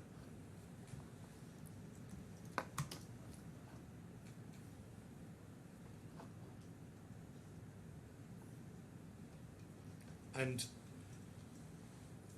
we can see at the bottom of 3650 that the payment was made on the 7th of June, not on the 12th. Okay. So I suggest that given that that was on the Wednesday, it would likely have processed, wouldn't it, before the 12th? Not necessarily. Well, and if it's taking a long time for the money to be received by BLS, again, that's not something that you can make complaint about, is it? Sometimes what happens, some parties upload the payment, but the payment doesn't get debited to their account, and we get late. So they just upload it in the bank, but it's not processed by their bank. So I can't go to their bank statement and check when it was actually paid. I can only rely on my bank statement and put the date accordingly. Yes, and again, I'm not trying to criticise you. I'm just trying to just working through the document. But it's saying, if you're saying that Access is paying late, Access in fact is paying a number of days earlier, and it's relevant to take that into account, isn't it? We have to check the documents, then only we can see. And the other, and we've then adjusted the delay in payment, taking into account the final invoice date. Which page? This is back at 2487, just to explain what we've done. Okay.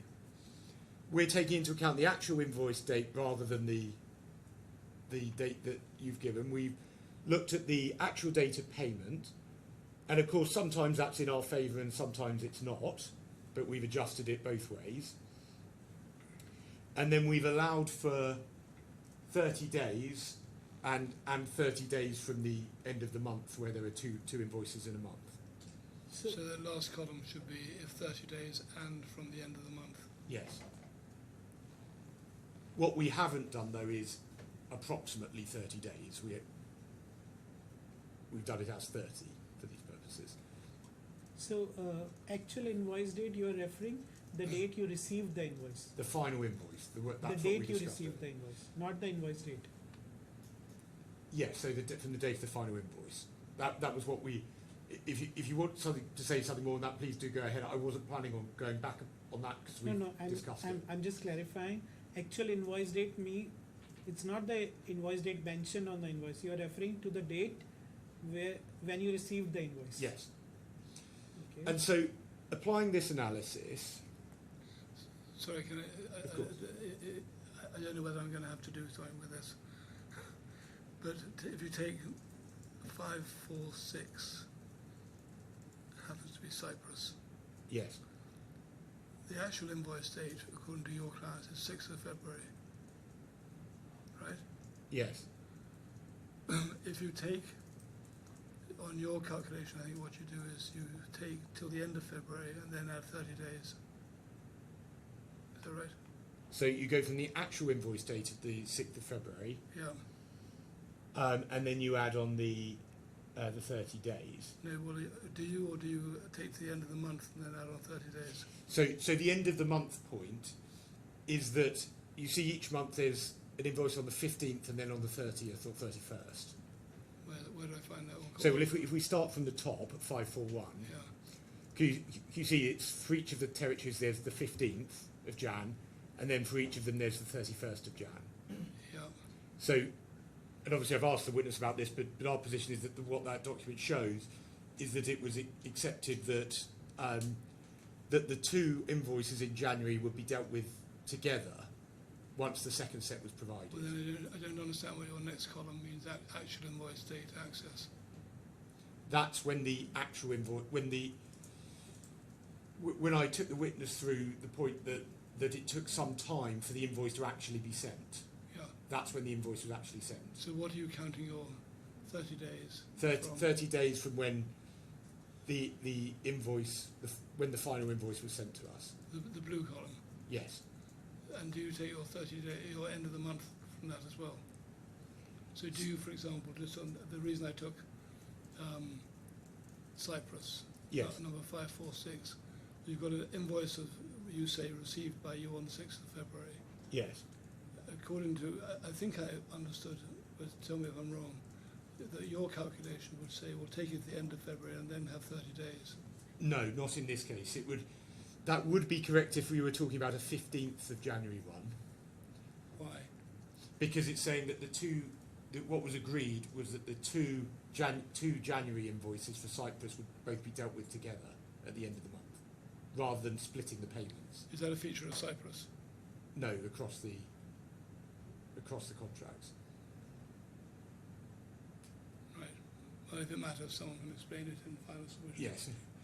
So the point here, I mean, if we look at 546, 6th of February, if you add on 30 days to that, that gets us to our approximate invoice due date, which is the 8th of March.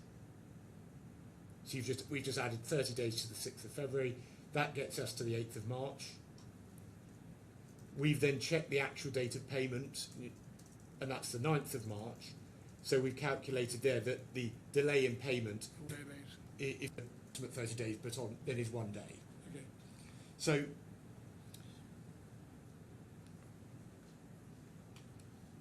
Mr. Gupta, if I could just ask you to go to 1067 of the trial bundle, please. I'll go back to the supplemental table in a moment.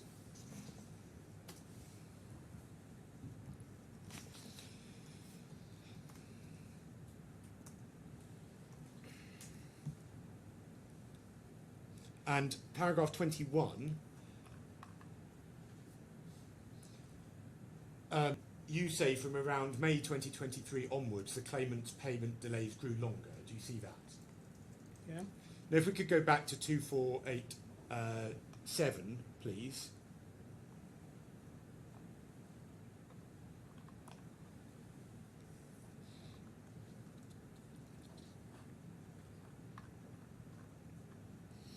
We can see in terms of payments coming in May, which start at line 561.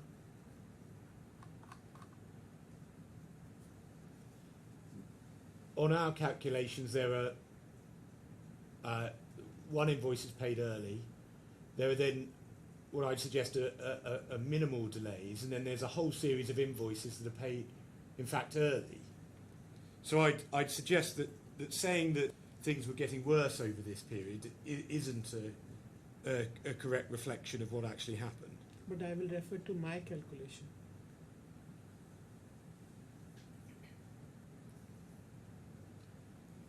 Well, I suggest that your calculation is subject to the limitations that we've discussed. Yeah, same for you as well.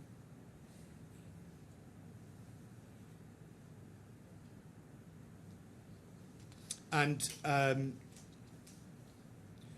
in terms of the delays, and just assuming these figures are right for a second, Who's yours or mine? mine, Okay, I will assume. I'm asking you to assume, Suspend your disbelief. all of these, if we're talking about a few days, 1 day, 3 days, 4 days, 5 days, all of this is immaterial in the context. And it's all within the usual back and forth between partners, isn't it? Yeah, if it's proved correct, yeah. Now, I just want to ask you, you talk about chasing the claimants. Now, I just want to get up these WhatsApps, if I may, which is from the main bundle 3788, please.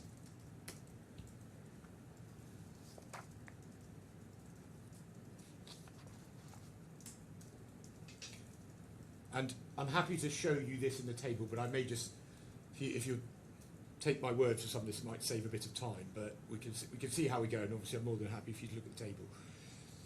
Now, on the 6th of March, you WhatsApp Ms. Taleb asking about payment. Please let me know when it's next expected. And she asks how you are and says she's good. and then she said she'll get back to you by the end of the day or max by tomorrow.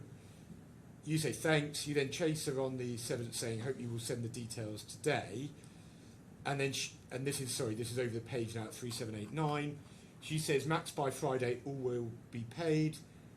And then you say that head office asking again and again. So if we then go back to 2487 in the supplemental, so we're talking about the discussion on the 6th and 7th of March, we can see, based on the actual date of payment, in the first 4 columns, 541 to 544, the payment does get paid within a couple of days on the 9th of March, doesn't it?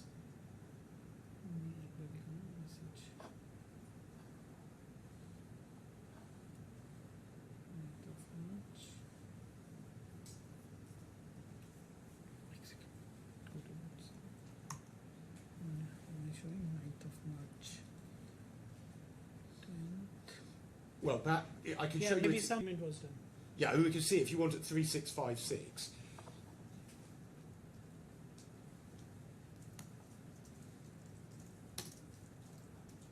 She sends an email about payment on the 9th of March. Yeah, okay. And then if we go to back to 3790, please, or forward to 3790. Saudi payment was not done. That's a major chunk.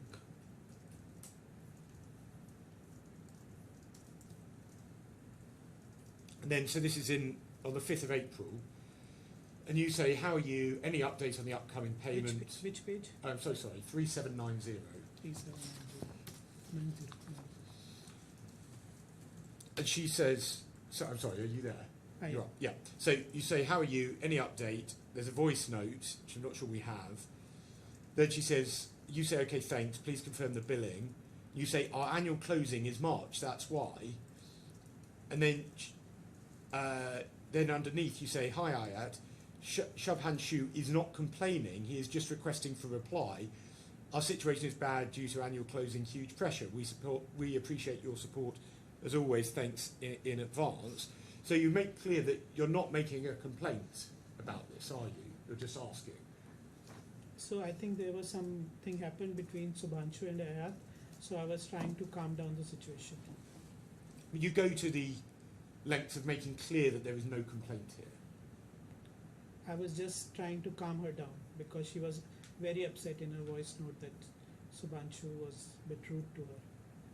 And then this is on the 5th of April, and back at the table at 2487, line 5 onwards, we can see that 4 payments were made on the 10th of April at 551, 552, 556, 557.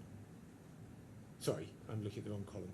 551 down to 554, and then 556 down to 559.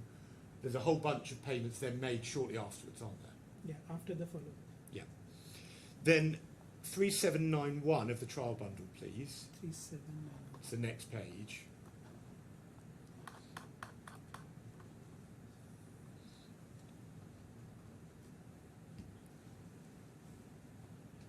And on the 6th of May, you say, hi, how are you? Please let me know when payment's expected. So again, you ask for an update, but you're not complaining, are you? That's how I talked to her. And then that was on the 6th of May. Again, if we go back to my table, please, at line 561 down to 567, barring one of them, we can see that there's a whole raft of payments on the 9th of May. So again, shortly afterwards, a whole bunch of payments are made, yes?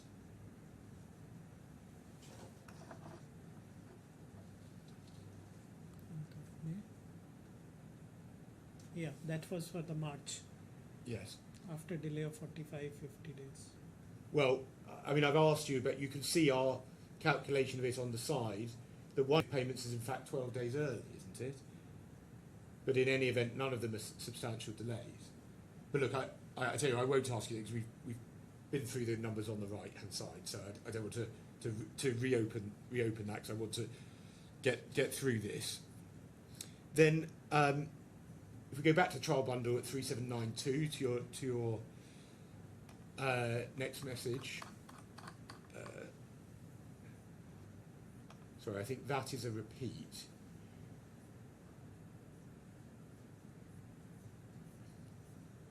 No, sorry, it's not a repeat. This is on the 26th of June. You again are saying, please let me know when the next payment will be done. Again, you don't raise any complaint here, do you? I told that's how I talked to her in a nice way. And then at 3793,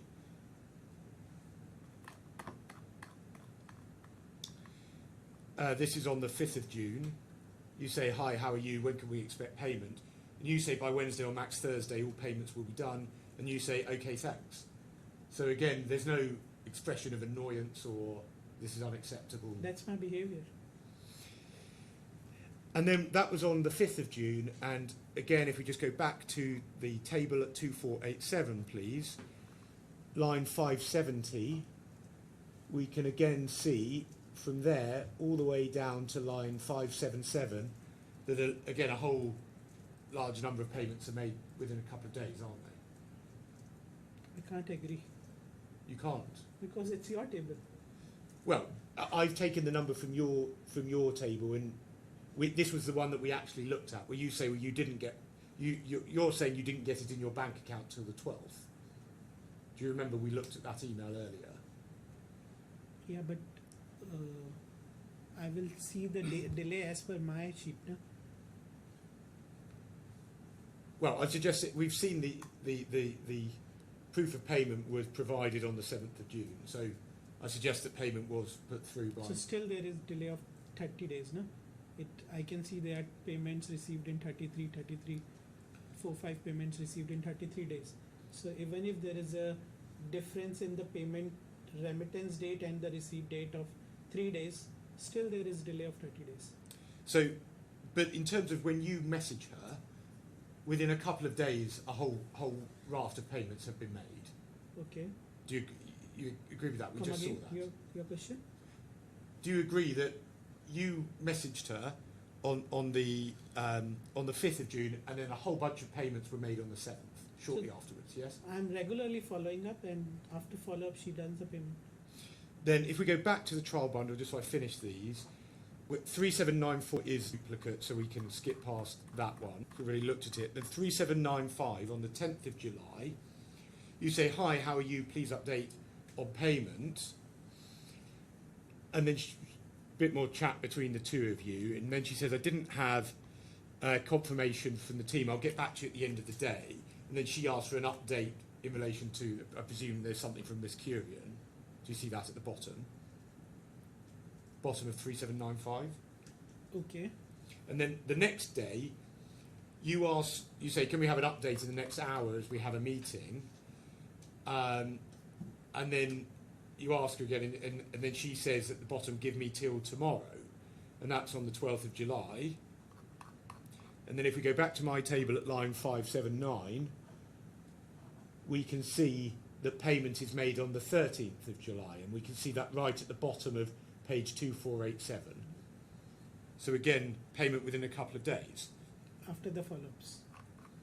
And then 3797 of the main trial bundle. So I just want to go through all of these messages that you've put in. Yeah. This is in August, 8th of August. Again, you say, just wanted to check when you'll be able to remit the payment. She sends a voice note, and then you say, you mean Thursday will get the exact time? And she says, yes. You say, okay, thanks. And then if we go over the page, 3798,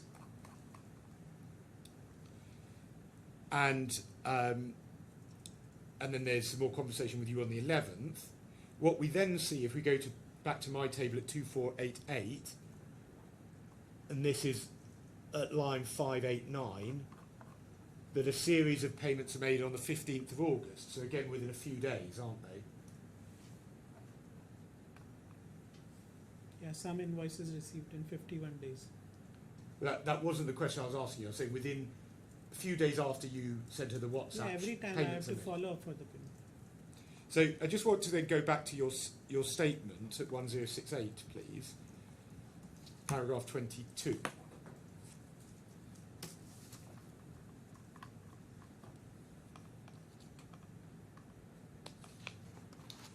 And in the first two lines, you say you'd frequently ask when they were going to make payment of the debt.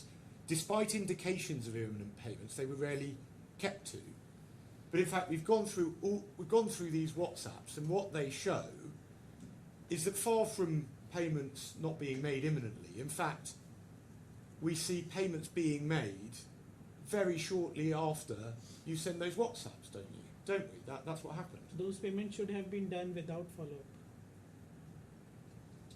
Well, you say despite indications of imminent payments, they were rarely kept to, but Yeah, they did provide There the were payments. instances, yeah. It's not, these are the WhatsApps that you have exhibited. So I've gone through them all.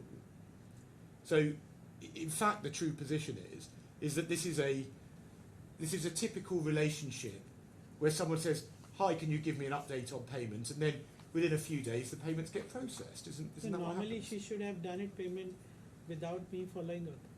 Now let's go to 2487 again, please, and everyone will be glad to know we're almost at the end of having to look at this. Now, payment line 551,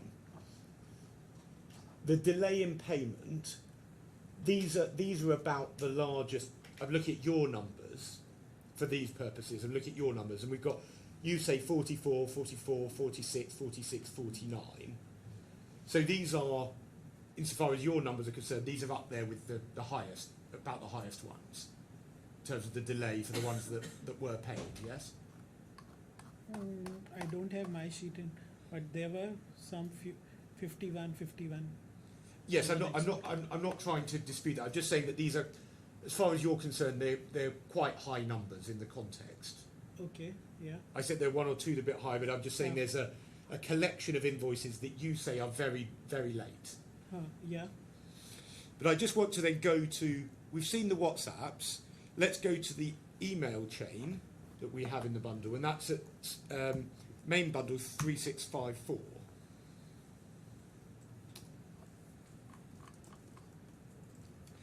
And sorry, I mean I should just have pointed out that those ones were paid on the 10th of April. So what we can see, there's an email from Miss Taleb at the bottom of 3654, which is on the 16th of March. And then if we go up the page to the bottom of 3653, we see the proof of payment on the 10th of April. Yes? Okay. And the simple point is this, Mr. Gupta. In this period between the 16th of March and the 10th of April, when you say these payments are terribly, terribly late, in these emails you don't complain, you don't query, and you don't chase, do you? No, so because normally I spoke to her on WhatsApp, and in her voice note she must have given some reason for that. Maybe she is sick or something, I don't know. So what I suggest to you, Mr. Gupta, is having seen these WhatsApps and the email chain, the manner in which you interacted with Ms. Taleb shows that this was just a normal back and forth, which was asking for an update on payment and then payment being made. Isn't that right? Yeah, that's how I talked to her, yeah. And this correspondence shows that in reality there was no material issue in relation to payments, was there? Yeah, even though it's material, I'm being nice to her.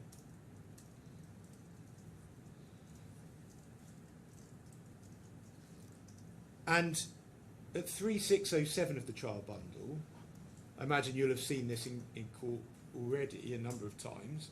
Which page? 3607. 36.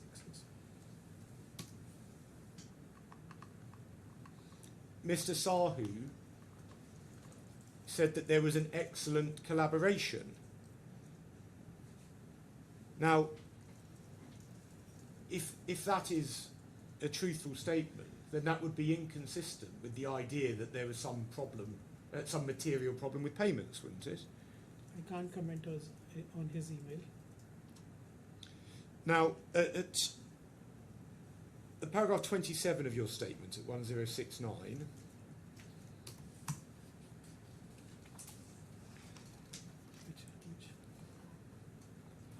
Which? you say it became clear to me that the claimants had no intention of settling the invoices. Well, I've asked, that I've dealt with the other witnesses.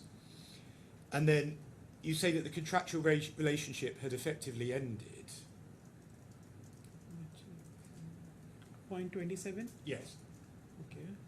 You were aware at this time that the claimants were still operating all of the visa application centres, weren't they? Which date? Early October, yeah. Well, sorry. Well, this is a fair point. When you say the contractual relationship effectively ended, what date are you referring to? I'm referring on the date of October, early October. Okay, so after the takeover. That's correct. Okay. Just a couple of final points, just to check these off. Paragraph 8 of your witness statement, please. Page, please. The page for that is 1064.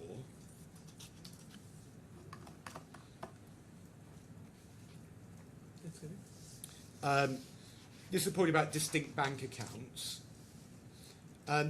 Now, BLS never even queried the position about distinct bank accounts with the claimants, did it, as far as you're aware? As far as I am aware, my predecessors has asked for it, but it was not done. But yeah, I have not asked. You've not asked. Well, I suggest you won't know what your predecessor did and didn't do, would you? So when I took over, they says this partner has not opened the account, so we are continuing like that. Well, there's no. Sorry, I don't you have, said yeah, there is no written communication to it.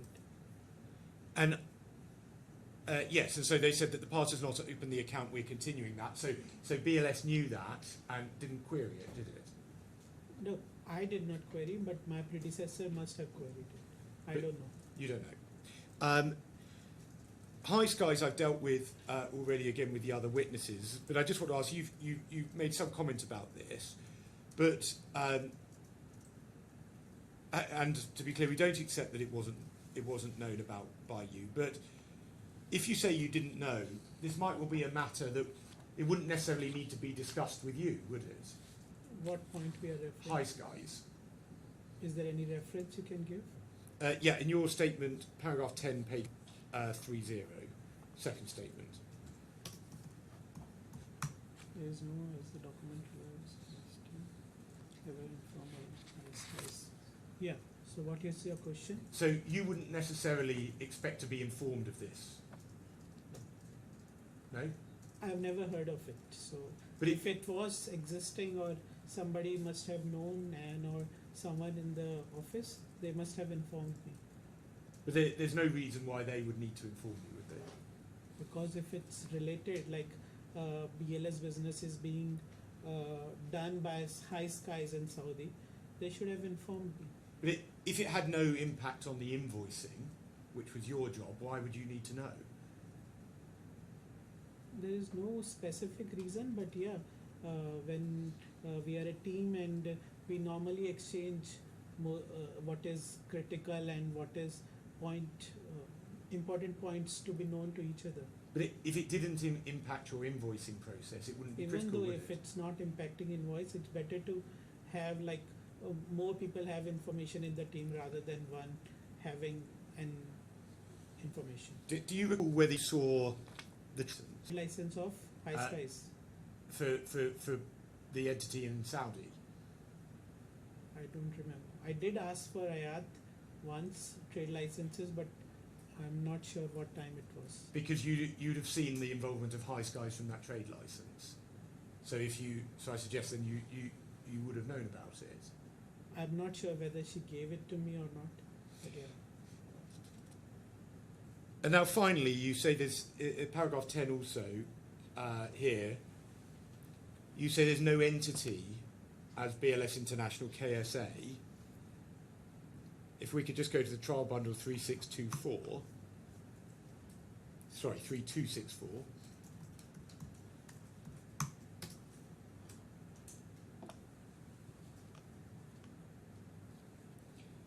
I do want to check, you signed this.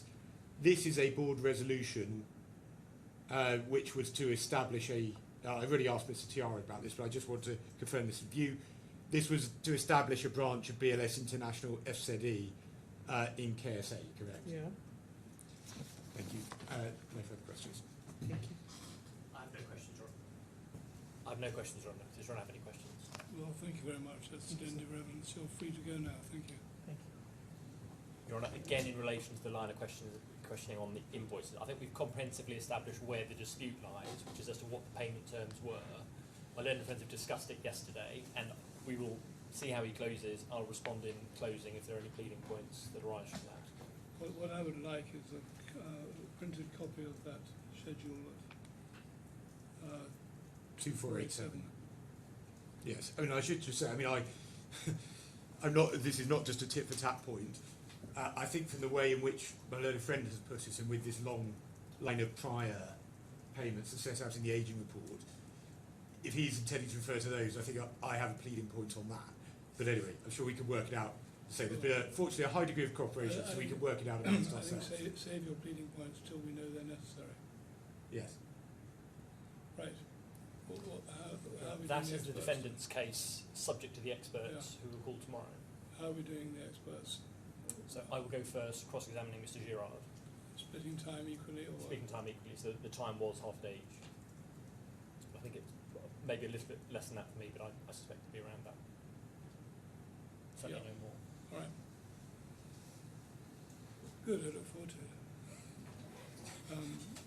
Tomorrow morning, 10 o'clock.